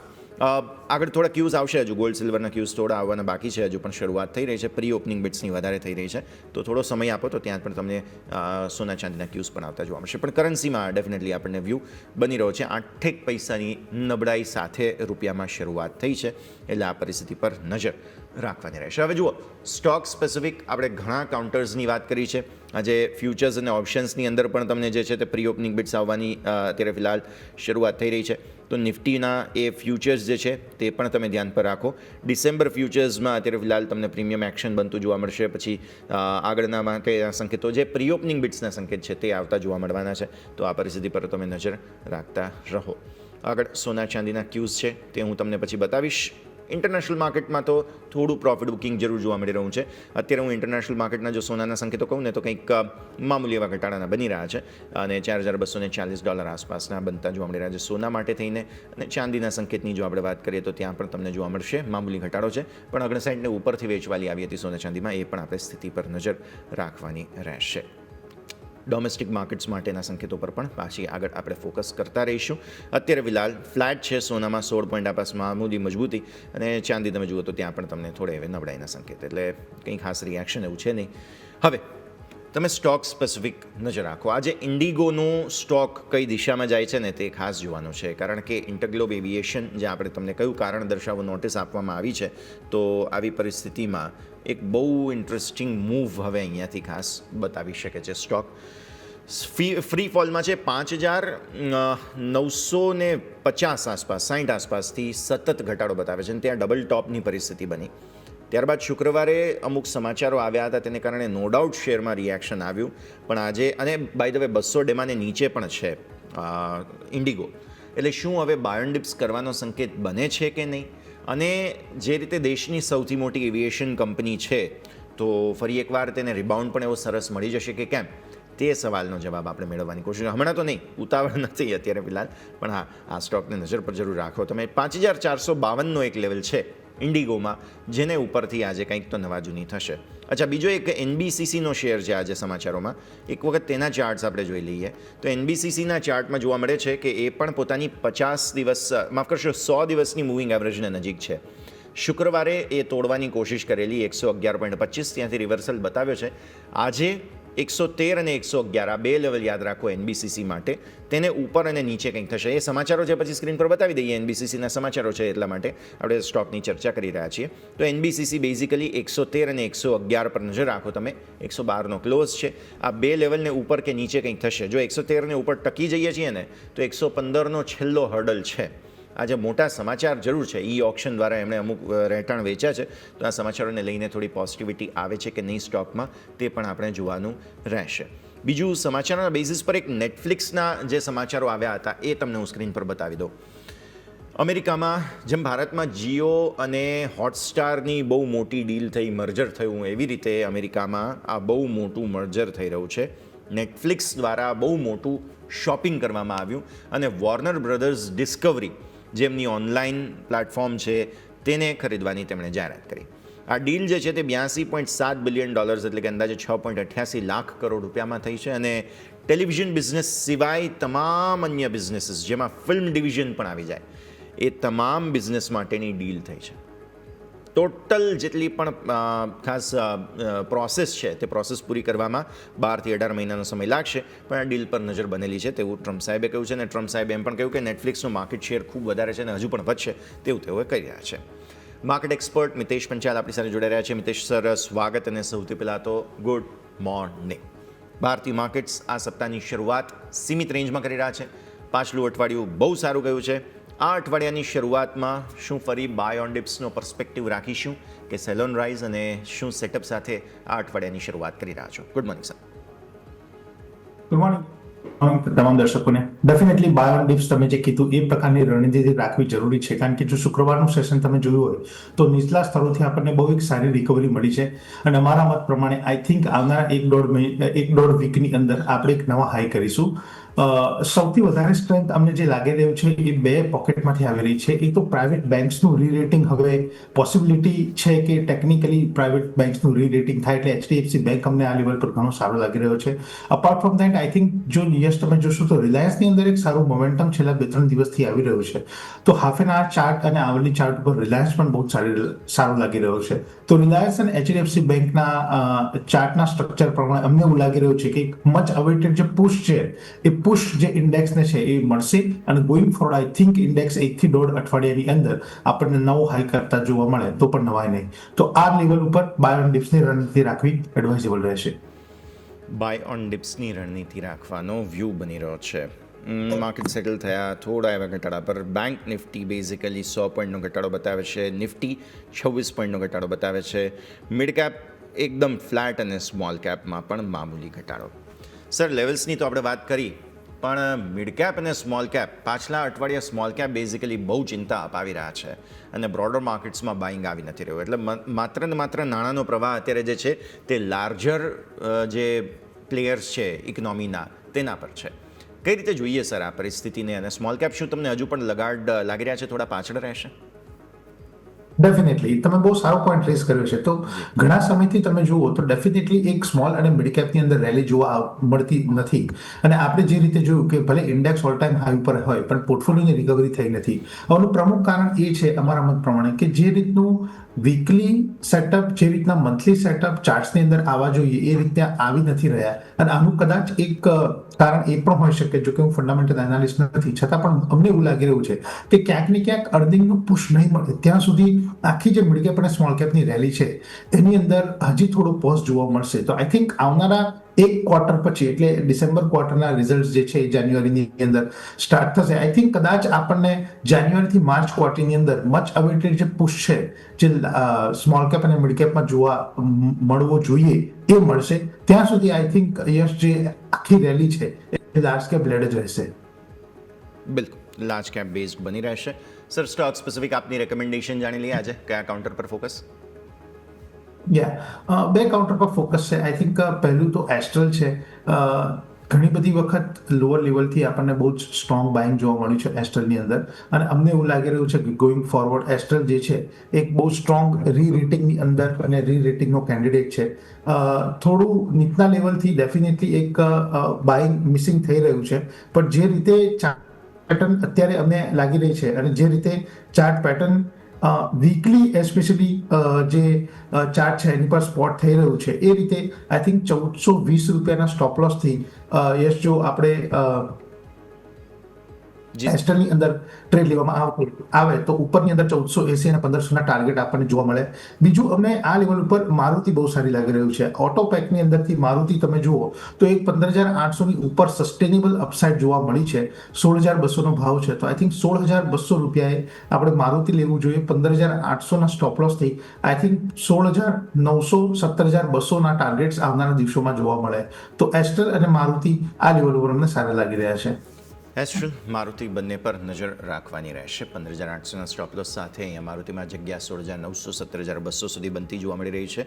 તો આ બધા જ કાઉન્ટર્સ બેઝિકલી તમે ધ્યાન પર રાખો. અહીંયા એક્શન ભરપૂર રહેતું તમને જોવા મળી શકે તેમ છે. તો આ બધા પર તમારું ફોકસ હોવું જોઈએ. આગળ વધીએ. માર્કેટ સેટલ થઈ ગયા છે. એક વખત તમે સેક્ટર સ્પેસિફિક સેટલમેન્ટ જોઈ લો. તમે મીડિયામાં થોડી મજબૂતી છે, આઈટી થોડી ખરીદદારી અગેન બતાવી રહ્યા છે, મેટલ્સ છે, પણ સામે તમે વેચવાલી જુઓ, કન્ઝ્યુમર ડ્યુરેબલ્સમાં થોડું દબાણ, કન્ઝમ્પશનમાં થોડું દબાણ, બેંક નિફ્ટી, એટલે માર્કેટ એકદમ ફ્લેટ છે. કોઈ ખાસ એવું રિએક્શન નથી, કોઈ સ્ટોક્સમાં પણ નથી, કોઈ જગ્યાએ પણ એવું કંઈ ખાસ રિએક્શન જોવા મળી રહ્યું નથી. તો આ પરિસ્થિતિને સૌથી પહેલાં તો તમારે ધ્યાન પર રાખવાની છે કે રેન્જમાં માર્કેટ્સ ઓપન થઈ રહ્યા છે. પાછલા અઠવાડિયાનો બહુ મોટો જે અકસ્માત થયેલો હતો, કેન્સટેક, જેની અંદર ધબડકો મારે કહેવું જોઈએ કે થયો હતો, ફાઇનલી અમુક ઇનપુટ્સ કંપની તરફથી આવી રહ્યા છે. સ્ટોક અત્યારે 1.25% મજબૂતી સાથે સેટલ થયો છે. કેન્સટેક અત્યારે સર તમારા સરે ડિસ્કસ કરીએ મિતેશ સર, કેમ કે પાછલા અઠવાડિયાનો ધબડકો આપણે ગુજરાતીમાં સ્પષ્ટ શબ્દ છે એટલે એ જ ઉપયોગ કરીએ. ત્યાંથી હવે સપોર્ટ લેવાની કોશિશ 4,400થી, પણ આ છે falling knife sir. Multiple brokerage reports પણ આવી ગયા કંપની પર. જ્યારે સવાલો ઉઠ્યા કોટક દ્વારા જે રિપોર્ટ આવ્યો ત્યારબાદ મેનેજમેન્ટ પર સવાલો ઉઠ્યા, ત્યારબાદ ફટાફટ હવે સ્ટેટમેન્ટ્સ આપવાની કોશિશ મેનેજમેન્ટ કરીને, સ્પષ્ટતા આપીને સ્ટોકને સપોર્ટ આપવાની કોશિશ કરી રહ્યા છે. પણ સ્વાભાવિક છે કે મેનેજમેન્ટ પર સવાલ ઉઠ્યા જે એક શંકાનું કારણ બની રહેશે. સ્ટેબલ ક્યાં થતો જોઈ રહ્યા છો સર ચાર્ટ્સ પર તમે હવે સ્ટોકને? ડેફિનેટલી બહુ સારો શબ્દનો યુઝ કર્યો છે, ધબડકો અને ફોલિંગ નાઇફ. આ ટાઈપના જ્યારે ઇન્સિડન્સ થાય યશ, ત્યારે મને લીમન બ્રધરની યાદ આવે કે લીમન બ્રધરની અંદર જ્યારે કડાકો થયો હતો ત્યારે એમના સીઈઓ, જે લોંગ સર્વિંગ સીઈઓ હતા, એ કન્ટિન્યુઅસલી મીડિયા ઉપર આવીને જસ્ટિફિકેશન આપતા હતા, અને જેટલા જસ્ટિફિકેશન એ સ્ટ્રોંગલી આપતા હતા એટલો સ્ટોક તૂટતો હતો.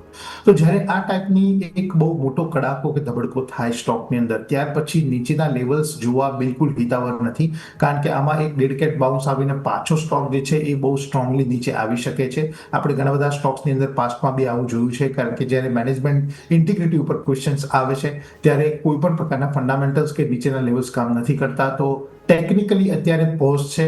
નીચેના લેવલ ઉપર કોઈ પણ પ્રકારનું બાઇંગ ન કરવું જોઈએ. આ સ્ટોકને કમ્પ્લીટલી અવોઇડ કરવું જોઈએ. આઈ થિંક આવનારા 1 થી 3 મહિનાની અંદર યશ આપણને બોટમ ફોર્મેશનની પ્રોસેસ ક્યાં થાય છે એ ખબર પડશે. પણ અત્યારના લેવલ પર એ કહેવું કે આ લેવલ ઉપરથી બાઇંગ આવશે કે આ લેવલ ઉપર સ્ટોક પોતાનું જે ધોવાણ છે એ અટકાવશે, એ બહુ અઘરું છે. તો ડેફિનેટલી આ લેવલ ઉપર આપણે સ્ટોકને અવોઇડ કરવો જોઈએ. વોઇડનો વ્યૂ અહીંયાથી ખાસ બની રહ્યો છે, નજરે રાખીએ. સર, આજના દિવસનો સૌથી મજબૂત સ્ટોકમાંથી એક છે અશોકા બિલ્ડકોન.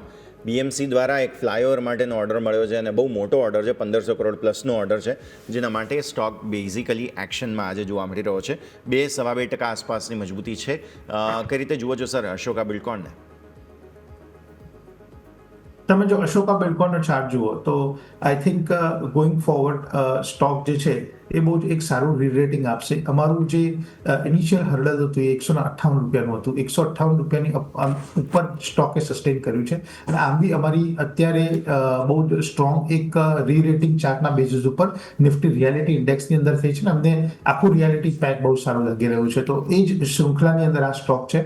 158ની ઉપર મજબૂતાઈ છે, સ્ટોક સસ્ટેન થયો છે. 165 રૂપિયા અત્યારે ક્યાંક ચાલી રહ્યું છે. અમારા મત પ્રમાણે 158ના સ્ટોપ લોસથી ડેફિનેટલી યશ આમાં ભાગ લેવો જોઈએ. આવનારા દિવસોમાં 175-180નું ટાર્ગેટ આવે તો પણ કોઈ નવા નહીં. 175-180ના ટાર્ગેટ્સ તમે અહીંયાથી ખાસ જોઈ શકો છો. અશોકા બિલ્ડકોન માટે સમાચારો લઈને એક્શનમાં છે સ્ટોક, નજરે રાખીશું. સર, માર્કેટ્સ ઓપન થઈ રહ્યા છે થોડી ક્ષણોમાં, એટલે નિફ્ટી આઈટી પર પછી તમે નજર રાખજો. હું માર્કેટ્સ ઓપન થવા પર એક વખત નજર કરી લઉં. આઈટી પર એટલા માટે નજર રાખવી છે કેમ કે આટલા પાછલા અઠવાડિયામાં સરસ સપોર્ટ આપવાની કોશિશ કરેલી છે, એટલે પણ ઓપનિંગમાં 26,160નો લેવલ બને છે. આપણે 26,080ની વાત કરી છે ઇન્ટ્રાડે. જો ભૂલે ચૂકે આવે તો બાર ડિપ્સ માટેનો વ્યૂ અહીંયાથી ખાસ આપણે બનાવીશું. આવો દિવસની શરૂઆત કરી રહ્યા છીએ 26,150 આસપાસ પહોંચી રહ્યા છીએ. સેન્સેક્સ જુઓ 85,700ને નીચે અત્યારે ફિલહાલ. અહીંયા પણ દિવસની શરૂઆત થોડી લાલ નિશાન સાથે થઈ રહી છે. બેંક નિફ્ટીની નજર કરો તો 59,700ને નીચે અત્યારે ફિલહાલ કારોબાર. મામૂલી એવા ઘટાડાના સંકેતો અહીંયા ખાસ બની રહ્યા છે. વિક્સ ઓબ્વિયસલી અત્યારે તો શરૂઆતમાં વધી રહ્યો છે, પણ યસ 11ને નીચેનો ક્લોઝ મળ્યો છે તે પણ હકીકત છે. તો વોલ્ટિલિટી ઇન્ડેક્સને પણ એ રીતે તમે ખાસ ધ્યાન પર રાખો. એકંદરે માર્કેટ રેન્જમાં છે. મિડ કેપ સ્મોલ કેપમાં પણ દિવસની શરૂઆત થોડી ઘટાડા તરફ જ થઈ છે. એકદમ ફ્લેટ સેટલ થયા હતા, બટ યસ ઘટાડા તરફની શરૂઆત થઈ રહી છે. તો આ છે ઓવરઓલ ભારતીય માર્કેટ્સના સંકેતો. થોડો એવો ઘટાડો આવી રહ્યો છે, આવી જવા દો, ત્યારબાદ સરસ ઓપોર્ચ્યુનિટી તમને અહીંયાથી બનશે. આવો સેક્ટર સ્પેસિફિક નજર કરો તમે જુઓ.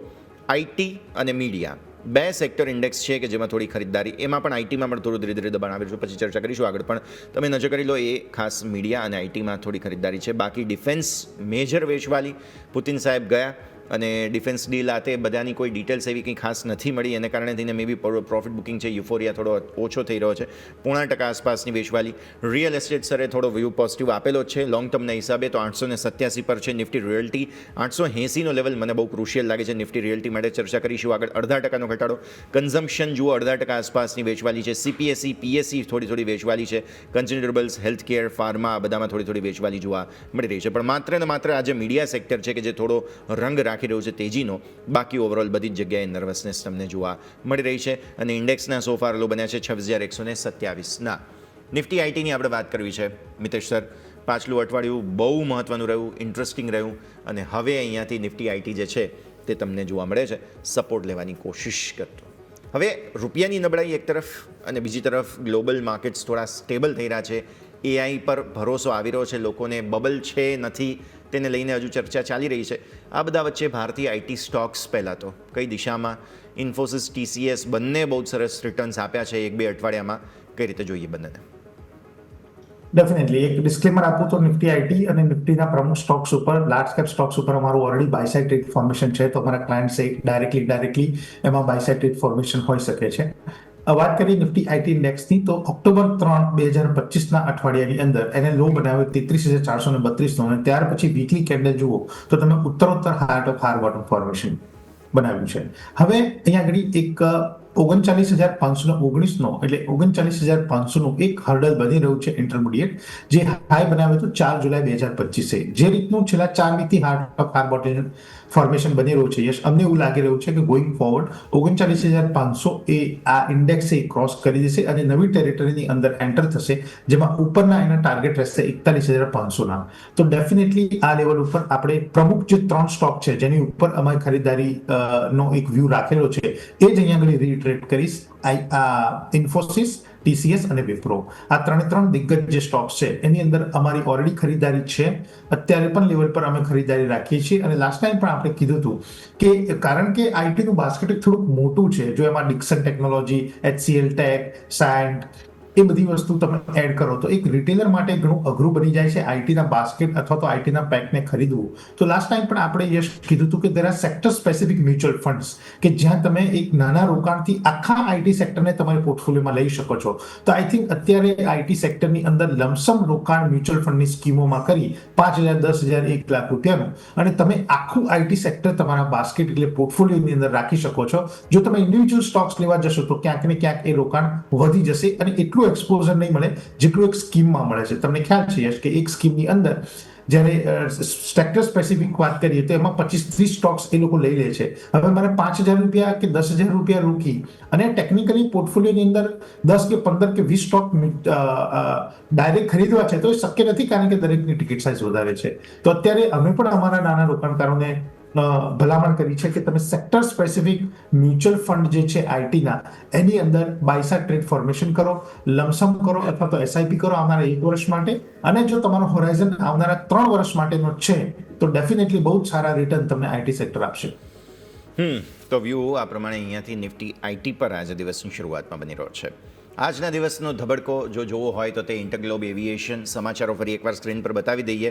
સ્ટોક 4.5% નીચે છે. 5,000નું લેવલ તોડવાની બેઝિકલી શરૂઆતમાં જ કોશિશ આપણે કરી અને કારણ એ છે કે ડીજીસીએ દ્વારા શો કોઝ નોટિસ આપવામાં આવી છે.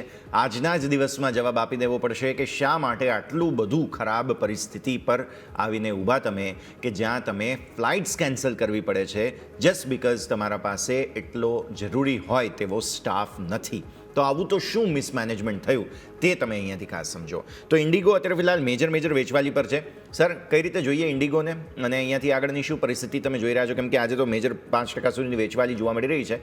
આગળ ફર્ધર દબાણ એન્ટિસિપેટ કરતા રહેવું જોઈએ આપણે?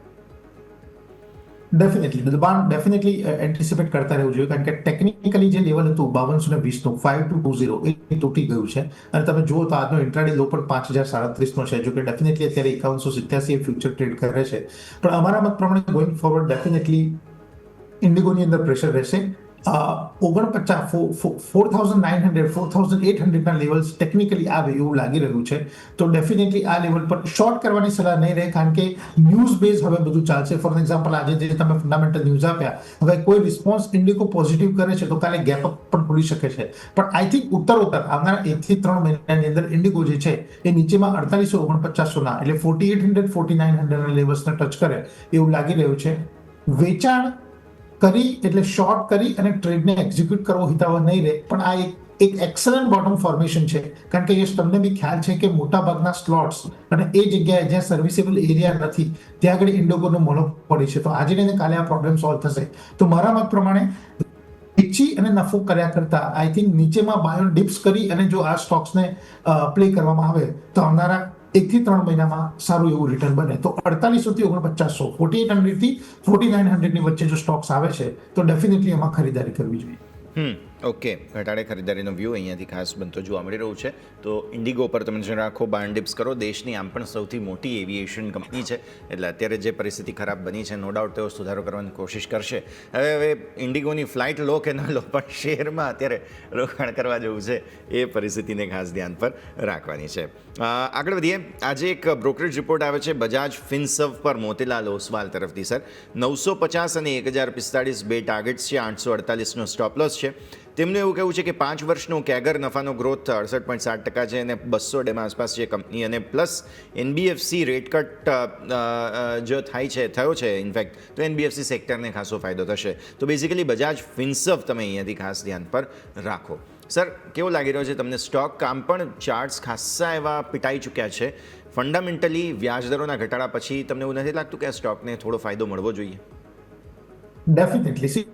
તમે જુઓ તો પર સે એનબીએફસી સેક્ટરનું પરફોર્મન્સ એટલું સ્ટ્રોંગ નથી રહ્યું as compare to the private sector bank or public sector bank પર સે. જો તમે છેલ્લા આઈ થિંક 1 થી 3 મહિનાના ચાર્જ જુઓ તો, અને આમ બી જો બજાજ ફિનસર્વ અને બજાજ ફાઇનાન્સ ડ્યુઓ તમે જુઓ તો ઘણા પીટાયેલા છે, જેમ તમે કીધું એમ. તો અમારા મત પ્રમાણે ડેફિનેટલી આ એક સારી એવી બાઇંગ ઓપોર્ચ્યુનિટી છે, અને આ લેવલ પર ડેફિનેટલી આની અંદર એક ટ્રેડ લેવો જોઈએ.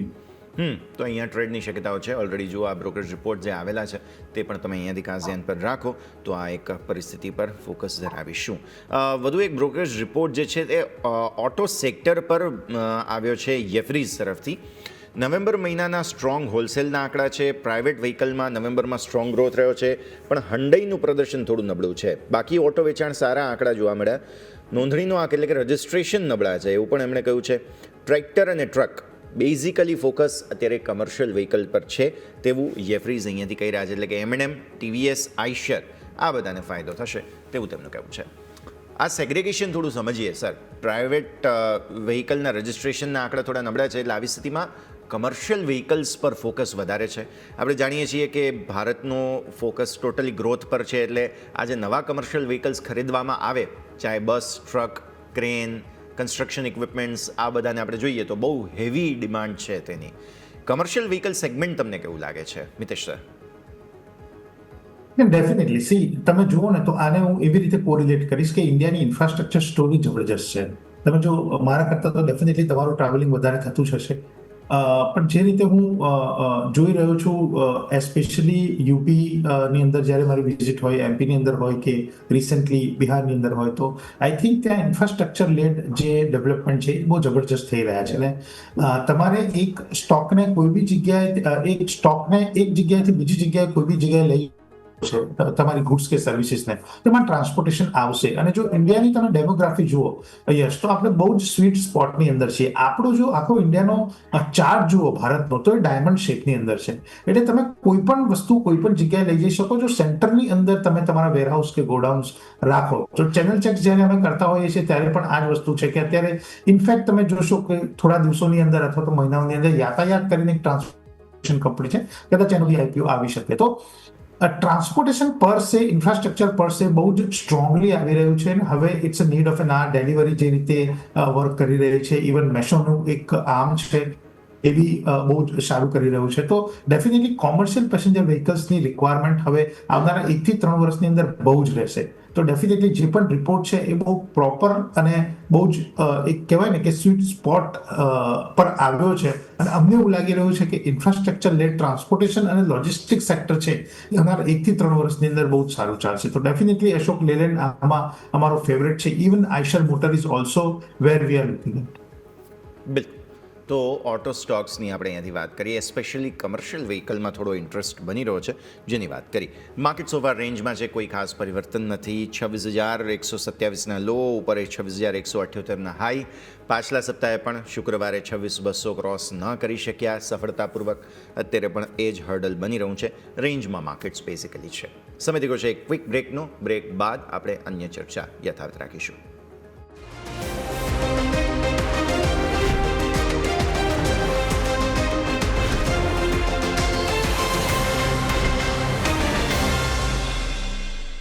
બ્રેક બાદ આપનું સ્વાગત છે. ભારતીય માર્કેટ્સ પર નજર કરીએ. અત્યારે ફિલહાલ રેન્જમાં છીએ, કોઈ ખાસ પરિવર્તન નથી અને આ જ રેન્જ અત્યારે ફિલહાલ યથાવત જોવા મળી રહી છે. આ એક્સપેક્ટેશન પણ તે દિવસની શરૂઆતમાં અને એવું જ લગભગ થઈ રહ્યું છે. હવે આવો આગળ વધીએ. કુંવરજી ગ્રુપના રવિ દિયોરા પણ આપણી સાથે જોડાઈ રહ્યા છે. રવિ સર, સ્વાગત. સૌથી પહેલાં તો ગુડ મોર્નિંગ.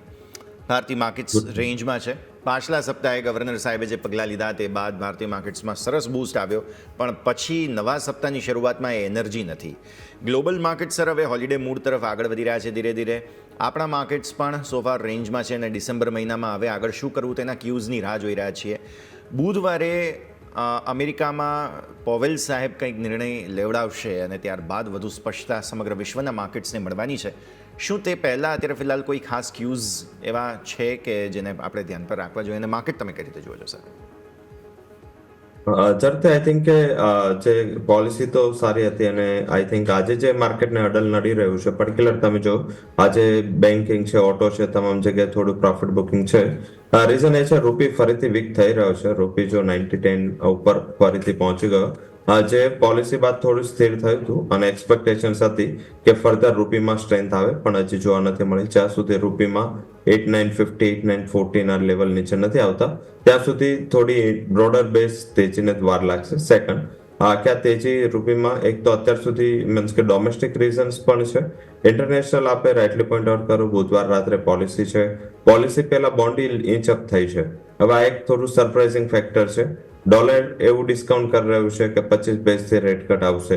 પોલિસી છે એ એવું ડિસ્કાઉન્ટ મીન્સ કે બોન્ડ રેટ છે એ એવું ડિસ્કાઉન્ટ કરી રહ્યા છે કે રેટ કટની હજી પણ આશંકા રાખવી જોઈએ. તો આઈ થિંક આ એક થોડું ફેક્ટર છે. ને જો રેટ કટ આવે છે તો બી મારા હિસાબે એક હોકિશ રેટ કટ હશે, કારણ કે કમેન્ટ જો રેટ કટ આવે છે, ફેડ કમેન્ટ આપે છે, તો આગળ જતા ફરીથી ફર્ધર કેટલા રેટ કટ થાય એની બી એક બહુ મોટું ઇકોનોમિક એક્સપેક્ટેશન પણ સાથે છે. આ વખતે ધ્યાન રાખવાનું છે કે ખાલી ફેડ પોલિસી અનાઉન્સ નથી કરવાનું, ફેડ આવતા આખા વર્ષની ઇકોનોમિક એક્સપેક્ટેશન્સ રજૂ કરવાનું છે. એટલે ખાલી રેટના ડેટા પર નહીં, આ એક્સપેક્ટેશનના ડેટા પર પણ માર્કેટ રિએક્ટ કરશે. અત્યારે માર્કેટ એવું સેન્સ લઈ રહ્યું છે કે રેટ કટ આપી અને એક હોકિશ કમેન્ટ્સ આપે, તો આઈ થિંક એક થોડું ફેક્ટર છે. હાલાકી એ હોકિશ કમેન્ટ ખાલી 2 મહિના માટે જ રહેવાની છે.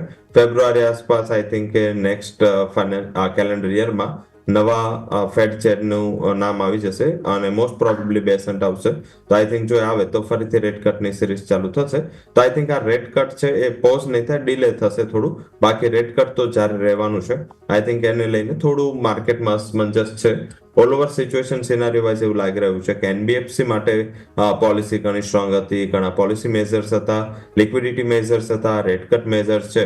આનાથી ઇન્ડાયરેક્ટલી સૌથી મોટો બેનિફિટ તો મીન્સ કે કંપનીઝ લાઈક ચોલાફિન, મનપ્પુરમ, મુથુટ, આ ઉપરાંત જોઈએ તો એનબીએફસીઝમાં ફિનો પેમેન્ટ બેંક, જે પણ નાની બેંકો છે અને સાથે ફિનાન્શિયલ કંપનીઓ છે, એને ફાયદો થવાનો છે. તો બ્રોડ બેઝ સ્ટ્રક્ચર પર એવું દેખાઈ રહ્યું છે, કારણ કે ફાઇનાન્શિયલ્સમાં પર્ટિક્યુલર 2 ડિવિઝન થઈ ચૂક્યા છે.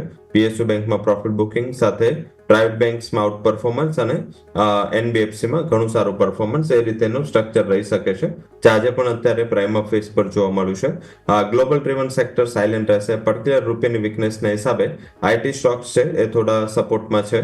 તો મીન્સ આમ ઇન્ડેક્સ વાઇઝ કન્સોલિડેશન રહેશે, બટ જ્યાં થોડું અંડરવેલ્યુએશન ઇશ્યુ છે, જે સેક્ટર હજી ચાલ્યા નથી અને માર્કેટમાં રોજબરોજ આ એક સૌથી મોટો યક્ષ પ્રશ્ન છે કે મીન્સ કે પર્ટિક્યુલર લાઈક માર્કેટ ચાલે છે, પોર્ટફોલિયો નથી ચાલતા. શાયદ એ ટાઈમ આવી ગયો છે અને બ્રોડ બેઝ મારા હિસાબે એની શરૂઆત બી થઈ ચૂકી છે કે હવે કદાચ પોર્ટફોલિયો ચાલશે, ઇન્ડેક્સ નહીં ચાલે. હવે ઇન્ડેક્સ નહીં, હવે પોર્ટફોલિયોનો સમય આવી ચૂક્યો છે. રવિ સર, સ્ટોક્સ આપના જાણી લઈએ, કયા કાઉન્ટર પર ફોકસ?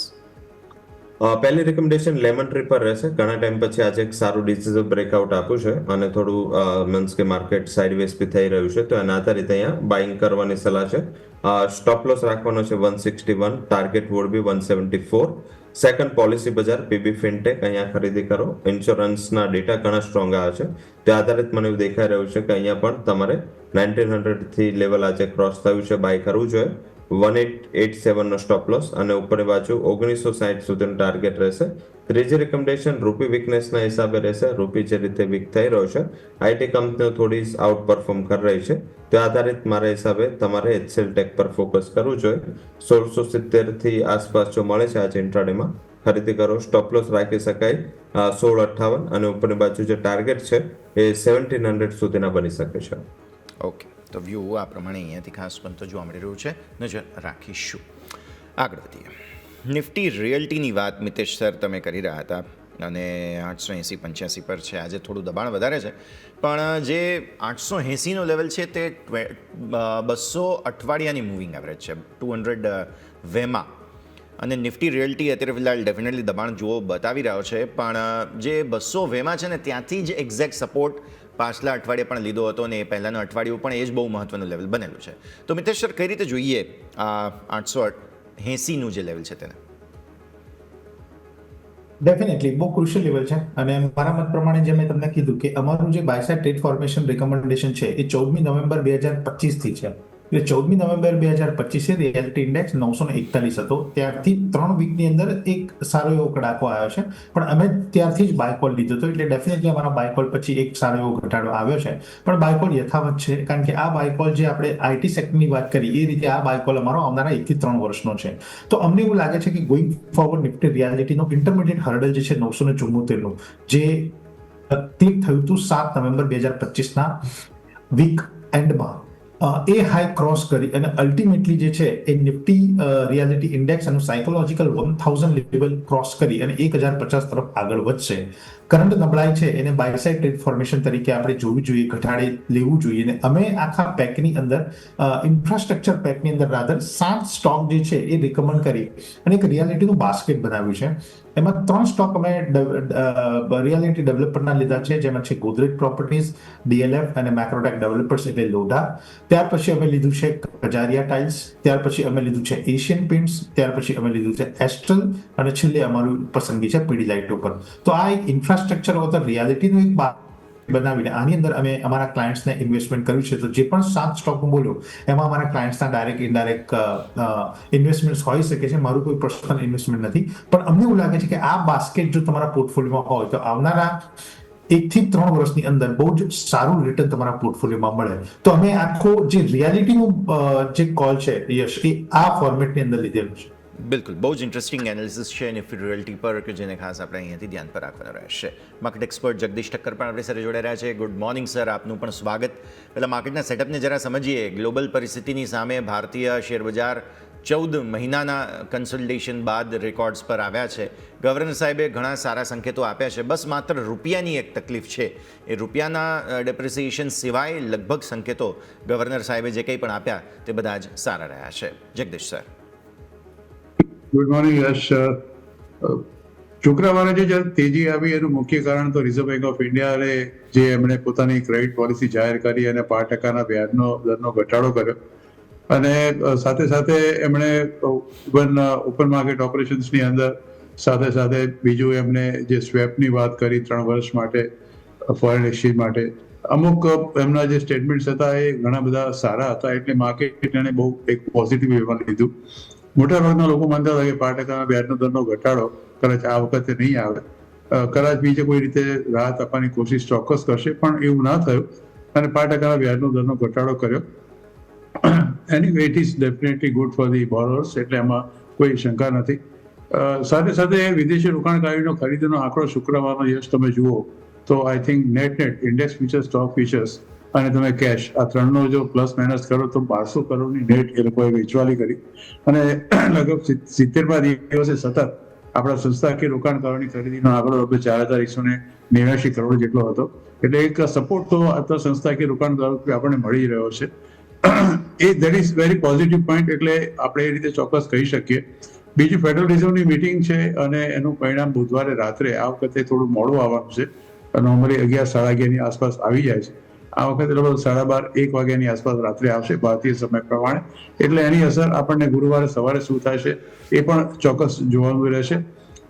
ફેડરલ રિઝર્વના ચેરમેન જેરમ પાવેલ સાહેબની ટર્મ તો મે 2026માં પૂરી થાય છે અને એ પછી એમના ટ્રમ્પ સાહેબના કંઈક ખાસ માનીતા એમને કદાચ ગવર્નર તરીકે મૂકે એવી પૂરી શક્યતા છે.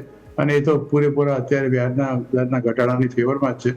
ત્યાં જે CPI ના આંકડા આવ્યા એ 2.9% અમેરિકામાં, એ પણ બહુ કમ્ફર્ટ લેવલની આસપાસ છે. એટલે એમાં પણ કંઈ ખાસ વિશેષ બીજું એવું છે નહીં. ડેલિગેશન્સ આવે છે બુધવારે ભારતમાં અમેરિકાનું ટ્રેડ ડીલ માટે 3 દિવસ માટે. અને એવું લાગે છે મને આ વખતે કે at least first phase of deal may be પરસ ફાઇનલાઇઝડ અને may be announce toward the end of the week. એટલે એ કદાચ જો થાય તો ચોક્કસ આપણે માટે એક સારા સમાચાર હશે. આમ પ્લસ માઇનસ તમે જુઓ તો પરિસ્થિતિ એવી કંઈ ખાસ વિશેષ ખરાબ નથી કે બજારમાં એકદમ ઘટાડો આવે.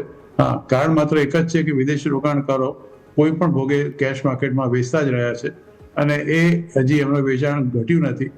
હવે બીજો એક મત એવો થાય છે, yes, I don't know how far people will agree with it, કે બીકો રૂપિયો નબળો પડ્યો છે ડોલરની સામે. એટલે હવે એ લોકો ડોલર રોકાણ કરવા ભારતમાં જો આવે તો એ લોકોને પહેલા જે 80 કે 81 રૂપિયા મળતા હતા એની જગ્યાએ એ લોકોને હવે 91 રૂપિયા મળે. અર્થાત કે એ લોકો $1 લગભગ એ લોકોને સીધો એડવાન્ટેજ 12% જેટલો એડવાન્ટેજ એ લોકોને ઇન ટર્મ્સ ઓફ રૂપી થતો હોય છે. એટલે એ પણ કદાચ એક matter of interaction for the new investment આવી શકે એવી એક શક્યતા છે. Anyway, all this are wishful thinking. એમાં કેટલું સાચું પડશે કેટલું ખોટું એ તો સમય જ બતાવશે. બિલકુલ. તો સમયની સાથે આપણે પણ પછી ત્યાં નજર કરીશું. જગદીશ્વર, પહેલાં તો આપના રેકમેન્ડેશન્સ જાણી લઈએ. સ્ટોક સેક્ટર્સ ક્યાં અત્યારે ફોકસ રાખી રહ્યા છો તમે? અત્યારે મારું એક માનવું છે કે one has to be very very stock specific અને દરેક ક્ષેત્રમાં થોડું તમારે ચેતીને ચાલવા જેવું છે. ખાસ કરીને અત્યારે મારું એક ફોકસ ઓફ લેટ આવ્યું છે ઇન્ફોર્મેશન ટેકનોલોજી પર. જે રીતે અમેરિકાની અત્યારે પરિસ્થિતિ છે અને જે રીતે વ્યાજના દરો અત્યારે ઘટવાની પૂરી શક્યતા છે અને ફુગાવાનો દર વધ્યો નથી, એટલે ટેક કંપનીઓ માટે મને એવું લાગે છે કે કોઈ ખાસ વિશેષ એવી કોઈ અત્યારે ચિંતા કરવાની જરૂર નથી. એટલે first of all I will definitely go for a technology share. Infosys છે, TCS છે, વિપ્રો છે, HCL ટેક છે, L&T ઇન્ફો છે, ઘણા બધા શેરો છે. એના પર ચોક્કસ તમારે નજર રાખવાની છે. બીજું જે મને લાગી રહ્યું છે એ કન્ઝ્યુમર ડ્યુરેબલ્સ. હું એટલા માટે આપને કહું છું કે જ્યારે વ્યાજના દરો ઘટે અને ડિસ્પોઝેબલ ઇન્કમ એક વ્યક્તિના હાથમાં આવે, I am talking of the middle class, lower middle class people, તો એની એક ખરીદી સૌથી પ્રથમ એની જીવન જરૂરિયાતની વસ્તુ માટે થતી હોય છે, જે આપણને અત્યારે મોંઘી લાગે પણ જો કદાચ પૈસા થોડા હાથમાં આવે તો કદાચ એ લોકો એ પણ ખરીદી શકે. એટલામાં હિન્દુસ્તાન યુનિલિવરથી વાની કોલગેટ છે, ડાબર છે, ગોદરેજ કન્ઝ્યુમર્સ છે, આ તમામ કંપનીઓ પર તમારે ધ્યાન રાખવાની બહુ જ જરૂર છે. અને ત્રીજું જે સેક્ટર છે, અત્યારે મને એવું લાગે છે કે જે રીતે નવા ઓર્ડરો ઘણી બધી કંપનીઓને મળતા રહ્યા છે, સિમેન્ટ સેક્ટર જે એક છે, અત્યારે આમ તો થોડું ઘણું સિમેન્ટ સેક્ટર એક નેગેટિવમાં ચોક્કસ ગણાય, પણ મારી દ્રષ્ટિએ over a period of 3 to 6 months એક definitely that will be U turn. એટલે cement sector I personally feel કે ઇન્ફ્રાસ્ટ્રક્ચર માટે અને ગવર્મેન્ટ માટે 3 જ મહિના બાકી રહ્યા છે કેપિટલ એક્સપેન્ડિચરનો, એ લોકોનું બજેટેડ એક્સપેન્ડિચર પૂરો કરવા માટે. એટલે ગવર્મેન્ટ પણ લગભગ કદાચ જોર લગાડશે આ પર્ટિક્યુલર ખર્ચો કરવા માટે. એટલે સિમેન્ટ ઇઝ અનધર સેક્ટર. એમાં તમે ગુજરાત અંબુજા સિમેન્ટ છે કે કોઈ પણ સિમેન્ટની તમે કંપનીઓ છે, તમે એને સિલેક્ટ કરી શકો છો. So this 3 sectors I am focusing current looking at the current market condition. Clearly. તો વ્યૂ આ પ્રમાણે આ સિમેન્ટ પર, કન્ઝ્યુમર ડિસ્ક્રેશનરી જે છે તે અને IT બધા પર રાખવાનો રહેશે. આજથી 2 IPO ઓપન થઈ રહ્યા છે. એક છે વેકફિટ ટેકનોલોજીસ અને એક છે corona remedies. Ravi sir, IPO notes please. જરૂરથી આઈ થિંક કે આમ જોવા જઈએ તો પ્રાયોરિટી તો હેલ્થકેર સેક્ટરની છે અને પર્ટિક્યુલર ઘણા ટાઈમથી જો તમે હેલ્થકેર સેક્ટરમાં એક સારું એવું બસ બની ગયું છે, તો આઈ થિંક એને જોતા એવું લાગે છે કે first priority would be for corona remedies. Ahmedabad base company છે અને પર્ટિક્યુલર મેજરલી જે સેક્ટરમાં ફોકસ છે એમાં મીન્સ મેજર એક પોઝિટિવ એ છે કે એક્યુટમાં એનું ઘણું સારું એવું મીન્સ ટોટલ રેવન્યુના 70% ઉપરનું જે રેવન્યુ છે એ એક્યુટથી આવે છે. અને આ ઉપરાંત જે પોઝિટિવ વસ્તુ બીજી એ છે કે કંપની છે એના માર્જિન્સ ધીમે ધીમે ઇમ્પ્રૂવ બી થઈ રહ્યા છે. તો આધારિત ફર્સ્ટ પ્રાયોરિટી કોરોના રેમેડીઝને આપવી જોઈએ. અને આમ પણ માર્કેટની જે અનસર્ટનિટી વોલ્ટાલિટી સામે એક થોડું અહીંયા પ્રોટેક્શન બી તમને મળી રહે. તો એ આધારિત પહેલું જે રિકમેન્ડેશન એ છે ત્યાં રહેશે. સેકન્ડ મીન્સ કે વેકફિટમાં આઈ થિંક ત્યાં આઈપીઓના અલોટમેન્ટના ચાન્સીસ વધી જશે, કારણ કે મારા મત મુજબ છે કોવિડ મીન્સ કે કોરોના છે, આઈ થિંક એમાં જે બેઝિક પોઝિટિવિટી એ છે કે એ હેલ્થ કેરમાં છે, પણ ત્યાં સબસ્ક્રિપ્શન પણ એટલું જ આવશે, એટલે ત્યાં મીન્સ કે અલોટમેન્ટ આવવાના ચાન્સીસ ઓછા છે. તો આઈ થિંક બંને આઈપીઓ આમ જોઈએ તો સબસ્ક્રાઇબ કરવા લાયક છે, કોઈ ખાસ વરી નથી, બંને કંપનીઓ સ્ટાન્ડર્ડ છે. કોરોનામાં થોડું વેલ્યુએશન સુપર છે, પણ છતાં જે રીતે રિસન્ટ પાસ્ટમાં જે હેલ્થકેર કંપનીઓ લિસ્ટ થઈ છે એ બધી કંપનીઓમાં સારો ઉત્સાહ જોવા મળ્યો છે અને અપેક્ષાથી ઘણું સારું જે રિટર્ન છે એ તમને આ બધી કંપનીઓ બતાવ્યું છે. તો આધારિત મને એવું દેખાઈ રહ્યું છે કે બંનેમાં નોટ અમારી સબસ્ક્રાઇબની છે અને પ્રાયોરિટી અમે મીન્સ કે ફર્સ્ટ પ્રાયોરિટી હવે કોરોનાને આપીએ છીએ. તો એ આધારિત એવું લાગી રહ્યું છે કે અહીંયા એક બંનેમાં પોઝિટિવ લિસ્ટિંગની જ ઉમેદ કરવી જોઈએ. અહીંયા થોડું 30% આસપાસનું કોરોનામાં અને સાથે વેકફિટમાં અહીંયા 17-18% આસપાસનું પોઝિટિવ ગેઇન લિસ્ટિંગ સેટ થઈ શકે છે. મારા હિસાબે બંનેમાં સબસ્ક્રાઇબ કરવાનું રેકમેન્ડેશન રહેશે. ઓકે, સો બંને આઈપીઓ પર સબસ્ક્રાઇબનો વ્યૂ. જગદીશ સર, આપના તરફથી આજથી બંને આઈપીઓ ઓપન થઈ રહ્યા છે, શું રેકમેન્ડેશન વેકફિટ અને કોરોના રેમેડીઝ માટે? કોરોના રેમેડીઝનો આઈપીઓ ઓપન થાય છે આજે. પ્રાઇસ બેન્ડ છે 1008 થી 1062 અને લગભગ 655 કરોડ જેટલા એ લોકો ઉઘરાવવાની અત્યારે વાત છે. Company is showing very strong revenue and profit growth and has a portfolio of about 71 brands and with 27 engine brands driving એ લોકો કહે છે over 72% of the domestic sales. એટલે કે એ લોકોની 27 એવી છે કે પોતાના ડોમેસ્ટિક સેલ્સના લગભગ 72% જેટલું કંટ્રોલ કરે છે. અને મને એવું લાગે છે કે લોંગ ટર્મ સબસ્ક્રિપ્શન માટે પર્ટિક્યુલર આ શેર તમે કદાચ ચોક્કસ તમારા પોર્ટફોલિયો માટે રાખી શકો. હું યશભાઈ જે ગ્રે માર્કેટ પ્રીમિયમને બહુ મહત્વ નથી આપતો, કારણ કે ઇઝ અ મિસનોમર અને ઇઝ મિસગાઇડિંગ ધી ઇન્વેસ્ટર્સ. એટલે normally I always avoid the grey market premium. પણ છતાં બી એવું કહી શકાય કે લોકો એને ફોલો કરતા હોય છે કે જો આપણા ઇશ્યુમાં આટલા લાગશે તો આપણને આટલા પૈસા મળશે. પણ I think this particular corona remedies is a good share for the long term investment. બીજો જે તમે કહ્યો એ જે વેકફિટ ઇનોવેશનનો, એ one of the leading companies in terms of the offering high quality affordable home and sleep solutions. અને 2016માં એની એક શરૂઆત થઈ હતી. એ મેટ્રેસ કેટેગરી છે બેઝિકલી, અને they have launch this innovative products in the past also, અને એ લોકો હજી પણ એ લોકોનું સ્ટેન્ડ ચાલુ જ છે. અને moreover company is one of the leading firms છે બીકોઝ ઓફ ધી એની જે મેમરી ફોમ મેટ્રેસ કહેવાય છે, એક સારી કસ્ટમર્સને એ લોકો વેચે છે. અને furthermore the company has also included more products like pillows, beds, solos, study tables, wardrobes અને હજી ફર્નિચર પર એ લોકો એમાં ઇન્ક્લુડ કર્યું છે. એટલે મારી દ્રષ્ટિએ આ પર્ટિક્યુલર શેરમાં હું આમાં બી ગ્રે માર્કેટ પ્રીમિયમ સરપ્રાઇઝિંગલી મને જોવા મળ્યું કે 36 રૂપિયાની આસપાસ આજે પણ એનું પ્રીમિયમ બોલે છે. પણ આઈ પર્સનલી ફીલ કે આ પર્ટિક્યુલર શેરમાં ગ્રે માર્કેટ પ્રીમિયમથી તમે એટ્રેક્ટ ના થાવ. તો બિટવીન ધ ટુ મને તમે જો પસંદગી આપવાનું કહો તો I will go for corona remedies. Clear. So corona remedies એક યુનાનિમસ પિક તરીકે જોવા મળી રહ્યો છે, નજર રાખીશું. મિતેશ સર, આગળ વધીએ. સ્ટોક સ્પેસિફિક ટાટા ઇન્વેસ્ટમેન્ટ સારું બ્રેકઆઉટ બતાવી રહ્યો છે, 5%થી વધુની તેજી આજે સ્ટોકમાં, 750 સોફાર કંઈક હાઈ બનાવ્યા છે. ઘણા સમયથી પીટાઈ રહ્યું હતું ટાટા ગ્રુપના બધા જ સ્ટોક્સ, એમાં ટાટા ઇન્વેસ્ટમેન્ટ પણ આવી જાય છે, જે હોલ્ડિંગ કંપની તરીકે વધારે થોડું ખાસ એક્ટ કરે છે. પણ કોઈ ઓબ્ઝર્વેશન સર ચાર્ટ્સ પર, મિતેશ સર? ડેફિનેટલી લગભગ 10 મિનિટ પહેલા જ આ સ્ટોકને અમે રિકમેન્ડ કર્યું છે શોર્ટ ટર્મ માટે. એટલે અમારા ક્લાયન્ટ્સની આજના દિવસમાં પોઝિશન હોઈ શકે છે. 738 રૂપિયાનું લેવલ ક્રોસ કર્યા પછી સ્ટોક સસ્ટેન થઈ રહ્યો છે. ઉપરમાં 750નો તમે કીધું હાઈ છે. વોલ્યુમ્સ પણ બહુ સારા છે. BSE 500માં I think one of the highest gainer છે. તો અત્યારે 742 રૂપિયા ડેફિનેટલી ખરીદ દેવાની સલાહ રહેશે 730ના સ્ટોપ લોસથી. તો 730ના સ્ટોપ લોસથી જો ખરીદીએ 742 રૂપિયા, તો અમને એવું લાગે છે કે શોર્ટ ટર્મમાં 780 અને 820ના ટાર્ગેટ્સ આવે. તો definitely Tata investment current level ઉપર ખરીદવાની સલાહ રહેશે. 780 800 આ બે સંકેતો અહીંયાથી ખાસ તમારે ધ્યાન પર રાખવાના રહેશે. આ સિવાય એક કાઉન્ટર આજે હાઇલાઇટ થઈ રહ્યું છે તે છે ITI. જગદીશ સર, તમારા પાસે લાવીએ ITIને. બહુ ઇન્ટરેસ્ટિંગ સ્ટોક છે. આપણે જાણીએ છીએ લોંગ ટર્મ તેજીના હિસાબથી સ્ટોરી પ્લે થઈ રહી છે. આજે ફરી એકવાર સારી મજબૂતી 3.5% આસપાસ. જગદીશ સર, આપણે જાણીએ આ એક પર્ટિક્યુલર શેર એવો છે યશભાઈ કે વારંવાર થોડો ન્યૂઝની અંદર રહેતો જ હોય છે આ શેર, અને આ શેરમાં મારું માનવું છે 312 રૂપિયાની આસપાસ એનો ભાવ છે. લગભગ 592 595 સુધી પણ એનો ભાવ આપણે જતા જોયો છે, which is life time high. 10 રૂપિયાની ફેસ વેલ્યુનો શેર છે, અને આ કંપનીનો જે વોલ્યુમ છે હજી અત્યારે સવારે તમે જુઓ હજી ખાલી 10 પણ નથી વાગ્યા ત્યાં સુધીમાં લગભગ 9 લાખ શેરનું વોલ્યુમ આ પર્ટિક્યુલર શેરમાં થઈ ચૂક્યું છે. રિસેન્ટલી એક બહુ મોટો ક્વોન્ટમ જમ્પ આ કંપનીએ માર્યો હતો somewhere in month of October, અને ત્યાં ભાવ એનો 371 સુધી પહોંચ્યો હતો, અને પછી ત્યાંથી ડાઉનવર્ડ સ્વિંગ આ કંપની ચાલુ થઈ છે, અને it has already gone down grind up to 290 rupees on 21st of November.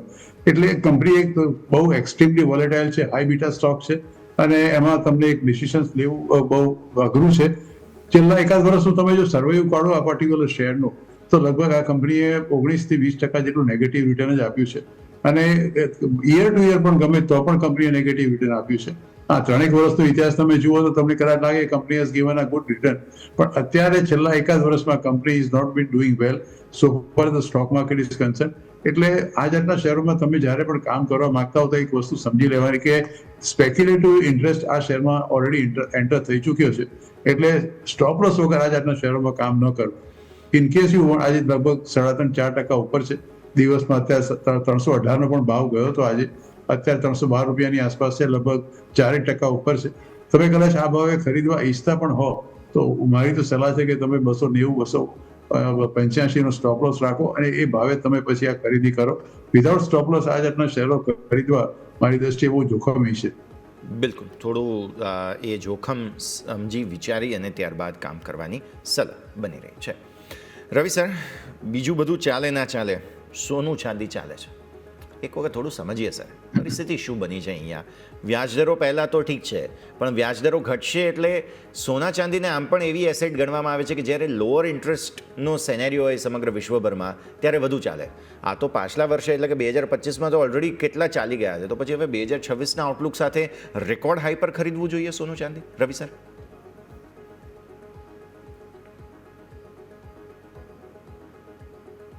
G Ravi sir, આપને આવે છે?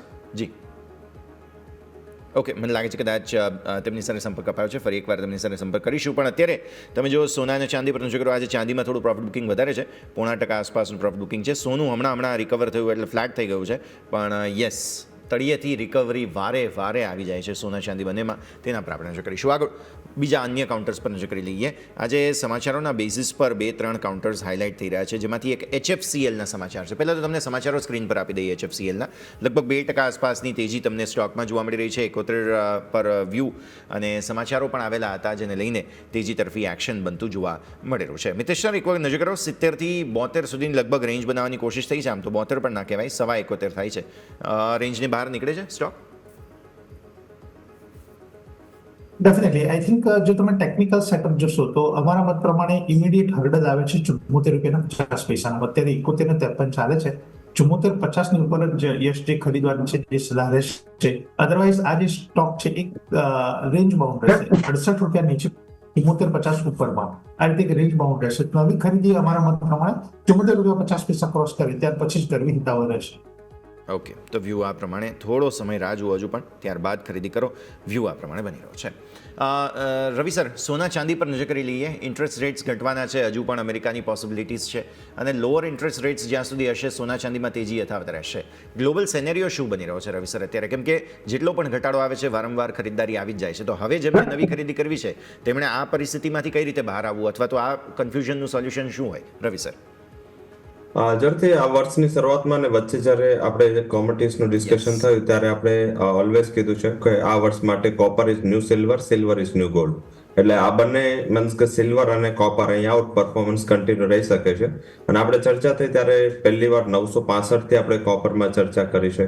1,10,000 આસપાસથી સિલ્વર અને પછી બી ટ્રીમેન્ડસ એક તેજી આવી છે. મને એવું લાગી રહ્યું છે આ ટોન ઇન્ટેક છે. પર્ટિક્યુલર આઈ થિંક કે તેજીનું પહેલું જે કારણ છે બુલિયનનું એ એક છે કે લોઅર ઇન્ટરેસ્ટ રેટનું ડિસ્કાઉન્ટિંગ, જે આપણે આગળ પણ ચર્ચા કરી કે બેસન જ્યારે આવશે યુએસમાં ફેડના ચેર ચેન્જ થશે પછી એક શાર્પલી ડાઉનટર્ન યુએસના ઇન્ટરેસ્ટ રેટમાં આવશે. એટલે યુએસનું જે ટ્રેઝરી માર્કેટ છે $31 ટ્રિલિયન માર્કેટ છે. હવે આ $31 ટ્રિલિયન માર્કેટમાં લોઅર ઇન્ટરેસ્ટ રેટ પર ફંડ હાઉસીસ છે એ લોકો પોતે ઇન્વેસ્ટેડ રહે નહીં, એટલે એમને અધર એસેટ ક્લાસ જોવું પડે. એમાં ઇમર્જિંગ ઇક્વિટીઝ અને બુલિયન આ બંનેને ઓલવેઝ આનો એક સેફ હેવનનો ફાયદો મળતો હોય છે. તો આઈ થિંક સિલ્વર ગોલ્ડને ચાલવાનું આ રીઝન છે અને સતત એના હિસાબે ત્યાં પોઝિટિવિટી છે. સેન્ટ્રલ બેન્કોના ન્યૂઝ હતા રશિયા અને ચાઇના. તમે વીકેન્ડમાં જો ન્યૂઝ જો તો બંનેની સેન્ટ્રલ બેન્કોએ ફરીથી ગોલ્ડ છે એ પોર્ટફોલિયોમાં એડ કર્યું છે. તો આઈ થિંક આ એક ક્લિયર રીઝન છે કે સેન્ટ્રલ બેન્કોનું બાઇંગ ગોલ્ડને પ્રોટેક્ટ કરી રહ્યું છે. સિલ્વર છેલ્લા 5 વર્ષથી ડેફિસિટમાં છે અને હર વર્ષ ડેફિસિટ વધવાનું જે CAGR ગ્રોથ છે 17% છે, એટલે હર વર્ષમાં 17% ડેફિસિટ વધે છે. તો આઈ થિંક એના હિસાબે થોડી સપ્લાય શોર્ટેજના ઇસ્યુ ઓલવેઝ રહેશે અને નિયર અબાઉટ ડિલિવરી આ ન્યૂઝ છે ઓલવેઝ માર્કેટમાં આવી જાય છે. તો આધારે એવું લાગી રહ્યું છે કે આ તેજી ઇન્ટેક રહેશે. હાલાકી ગોલ્ડમાં મારા મત મુજબ કદાચ ફેડ મીટિંગ પછી થોડું કન્સોલિડેશન કે પ્રોફિટ બુકિંગ જોવા મળે, but silver I think Tej intake છે, મેટલ્સની તેજ ઇન્ટેક છે. અને આજે ચાઇનાના જે સવારે ડેટા છે એમાં બી ક્લિયર કટ ઇન્ડિકેશન છે કે ચાઇનાના જે ગ્રોથ એક્ટિવિટીઝ રિબાઉન્ડ થઈ રહી છે. તો આધારિત તમારે અહીંયા થોડું પોઝિટિવ વ્યૂ સિલ્વર પર રાખવો જોઈએ અને બેઝ મેટલ પર મને એવું દેખાઈ રહ્યું છે કે આ તેજી છે હજી પણ ઇન્ટેક રહી શકે છે. તેજી ઇન્ટેક રહેવાના ચાન્સીસ સોના ચાંદી માટે બની રહ્યા છે, નજર રાખીશું. જગદીશ સર, એક વખત આપણે ખાસ ઇન્ડિગોનો જે સમગ્ર પરિસ્થિતિ બની છે તે અને નિફ્ટીનો સૌથી મોટો સ્ટોક કહેવાય, આમ તો એવિએશનનો સૌથી મોટો સ્ટોક નિફ્ટીમાં છે. આટલું બધું થઈ રહ્યું છે, ઓલરેડી આજે મોટો ઘટાડો છે. હવે શું અહીંયાથી ભવિષ્ય શું છે? કેમ કે હવે તો બધું મિસમેનેજમેન્ટ સુધારીને આગળ વધવાનો સમય છે. યશભાઈ, તમે જુઓ તો એક ચોક્કસ નોટિસ આપી છે કંપનીને, એના સીઈઓને અને સીઈઓને અને બીજા 2 કર્મચારીઓને કે આ જાતનું જે ગોલ્ડની મેસઅપ થયું છે એનું તમે અમને ખુલાસો આપો ને સાંજે 6 વાગ્યા સુધી એ લોકોએ આજે જવાબ આપવાનો છે. અને જો જવાબ નહીં આપે તો DGCA કે director general of civil aviation એના પર આકરા પગલાં લઈ શકે છે. અત્યારે જે જાતની પરિસ્થિતિનું સર્જન થયું એની સામે આ DGCA ઝૂકવું પડ્યું છે અને જે નિયમ એમને કર્યા હતા એમને રિલેક્સ કરવાની એક ફરજ પડી છે જેથી અત્યારે નોર્મલ્સી રિસ્ટોર થાય. કંપનીનું પણ એવું કહેવું છે કે 2 કે 3 દિવસમાં everything will be coming back to normal. પણ આ જે નોટિફિકેશન કંપનીને આપવામાં આવ્યું હતું જે 1 નવેમ્બરથી એ લોકો ઇમ્પ્લિમેન્ટ કરવાનું હતું એ લોકોને 1.5 વર્ષ પહેલા કહેવામાં આવ્યું હતું. એવું નહોતું કે it was an overnight decision of the DGCA કે તમારે આ રીતે હવે તાત્કાલિક આવતીકાલથી કરવાનું છે. પણ કંપનીએ એને કોઈ પણ જાતનું લીધું નહીં. એક વસ્તુ મને સૌથી વધારે ચિંતાની છે કે આ એક એવિએશન ઇન્ડસ્ટ્રી મારી દ્રષ્ટિએ એ બહુ મોટી ઇન્ડસ્ટ્રીઝ છે અને it has a very big role to play in our Indian economy. અને એમાં આ જાતની એક મોનોપોલી સિચ્યુએશન થઈને અત્યારે ઊભી રહે અને એમાં કંપની આ રીતનું પોતાનું એક વર્તન કરે અને આખું તમે જુઓ કે હજારો લાખો લોકો આમાં ફસાયા. કોઈકને કોઈ પ્રસંગ કરવા નવા વિડીયો પણ જોયા છે કે કોઈએ તો કોઈનું રિસેપ્શન ઓનલાઈન એટેન્ડ કર્યું. કોઈ ખાસ કરીને જે લોકોને મેડિકલ ઇમરજન્સી હોય એ લોકો એવા લોકોનું શું થાય? અને રિફંડ ભલે કંપની આપશે, એક તો એમને નુકસાન તો જવાનું છે, because revenue is going to go down. અને જો એમને નિયમ પાળવો હોય તો એમને નવા પાયલટની રિક્રુટમેન્ટ કરવી જોઈએ અને નવા એ લોકો એરક્રાફ્ટ પણ એ લોકોએ ખરીદવા પડશે. એ બધું કદાચ કંપની કરે પણ ખરું, પણ જે કંપની આ કેમ ડિસિઝન આવું લીધું એ હજી પણ કોઈની ધ્યાનમાં આવતું નથી. મારી દ્રષ્ટિએ I think you should avoid this particular share for time being. જ્યાં સુધી સંપૂર્ણ ખુલાસો ન થાય કે કેમ આ બધો કેઓસ થયો હતો ત્યાં સુધી આ જાતના શેરોને એવોઇડ કરો. આ કદાચ 5,000 રૂપિયાની નીચે આનો ભાવ જાય તો it may offer you a value buying, એ વસ્તુ ચોક્કસ છે. પણ just wait and watch, don't jump in to the આજે 220 રૂપિયા નીચે છે એટલે ખરીદવાની લાલચ ચોક્કસ થઈ જાય. પણ ખરીદવા તો ખરીદો, વાંધો નથી, પણ સ્ટોપ લોસ નીચે 50-100 રૂપિયાનો ચોક્કસ રાખજો. ક્લિયરલી તો એ સ્ટોપ લોસ પર નજર ખાસ અહીંયાથી રાખવાની રહેશે.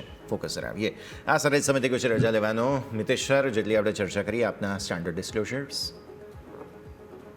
જે પણ આપણે ચર્ચા કરી છે સ્ટોક્સ અને સેક્ટર્સની અંદર, એમાં અમારા ક્લાયન્ટ્સની ડાયરેક્ટ એન્ડ ડાયરેક્ટ પોઝિશન હોઈ શકે છે. મારી કોઈ પોઝિશન નથી. સો મા મંત્ર તમારો ખૂબ ખૂબ આભાર. બિલકુલ. રવિ સર, આપના તરફથી સ્ટાન્ડર્ડ ડિસ્ક્લોઝર્સ. જે સ્ટોક માર્કેટ અને ઇન્ડાઇસીસ વિશે ચર્ચા કરી છે એમાં મારી પર્સનલ પોઝિશન નથી. કંપનીના ક્લાયન્ટ્સ અને કંપનીના ફંડમાં આ પોઝિશન્સ હોઈ શકે છે થ્રુ કેશ ઓર ડેરિવેટિવ. કોઈ પણ પોઝિશન લેતા પહેલા રિસ્ક માટે તમારા ફાઇનાન્શિયલ એડવાઇઝર સાથે કન્સલ્ટેશન કરવું જરૂરી છે. અને શોમાં બોલો બદલ ખૂબ ખૂબ આભાર. બિલકુલ. જગદીશ સર, આપના તરફથી. જે કંઈ ચર્ચા કરી હર્ષભાઈ એ મારો પોતાનો અંગત કોઈ રોકાણ નથી, પણ હંમેશા શેર બજારમાં રોકાણ કરું તો નાણાકીય સલાહકારની સલાહ અચૂક લેજો, એ સલાહને જ અનુસરજો. જે અભિપ્રાય આપની ચેનલ પર આપને આપ્યો છે એ મારો અંગત અભિપ્રાય છે. And thank you very much for inviting me the show. Thank you. ખૂબ ખૂબ આભાર સમય ફાળવવા માટે મિતેશ સર, રવિ સર અને જગદીશ સર અને આ સમગ્ર ચર્ચામાં ભાગ લેવા માટે. Thank you so much. Markets પર નજર કરી લો. સોફા રેન્જમાં એક્ઝેક્ટ લેવલ આપણો આવી ગયો 26,080નો. આ એક જગ્યા બની છે કે જ્યાં ખરીદદારી કરવી જોઈએ, પરંતુ અત્યારે માર્કેટ્સ ઉપલા સ્તરોથી જે રીતે નીચે આવ્યા છે, થોડો સમય રાહ જુઓ. 26,080થી ફરી એકવાર તેજીના ચાન્સીસ બને ઇન્ટ્રાડે ઓપોર્ચ્યુનિટી માટે થઈને, જેની આપણે વાત કરી હતી. બાકી ઓવરઓલ રેન્જમાં છે માર્કેટ્સ, તે સ્પષ્ટ સમજમાં આવી રહ્યું છે. આ સાથે જ આજના કાર્યક્રમમાં હાલ બસ આટલું જ. મને યશના આપજો રજા. આગળના અપડેટ્સ માટે આપ જોતા રહો ન્યૂઝ કેપિટલ ગુજરાત.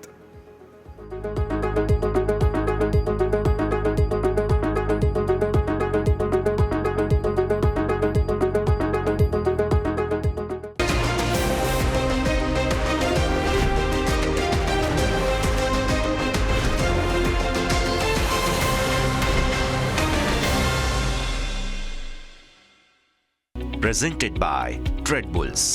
अब ट्रेडिंग सबके बस की बात है।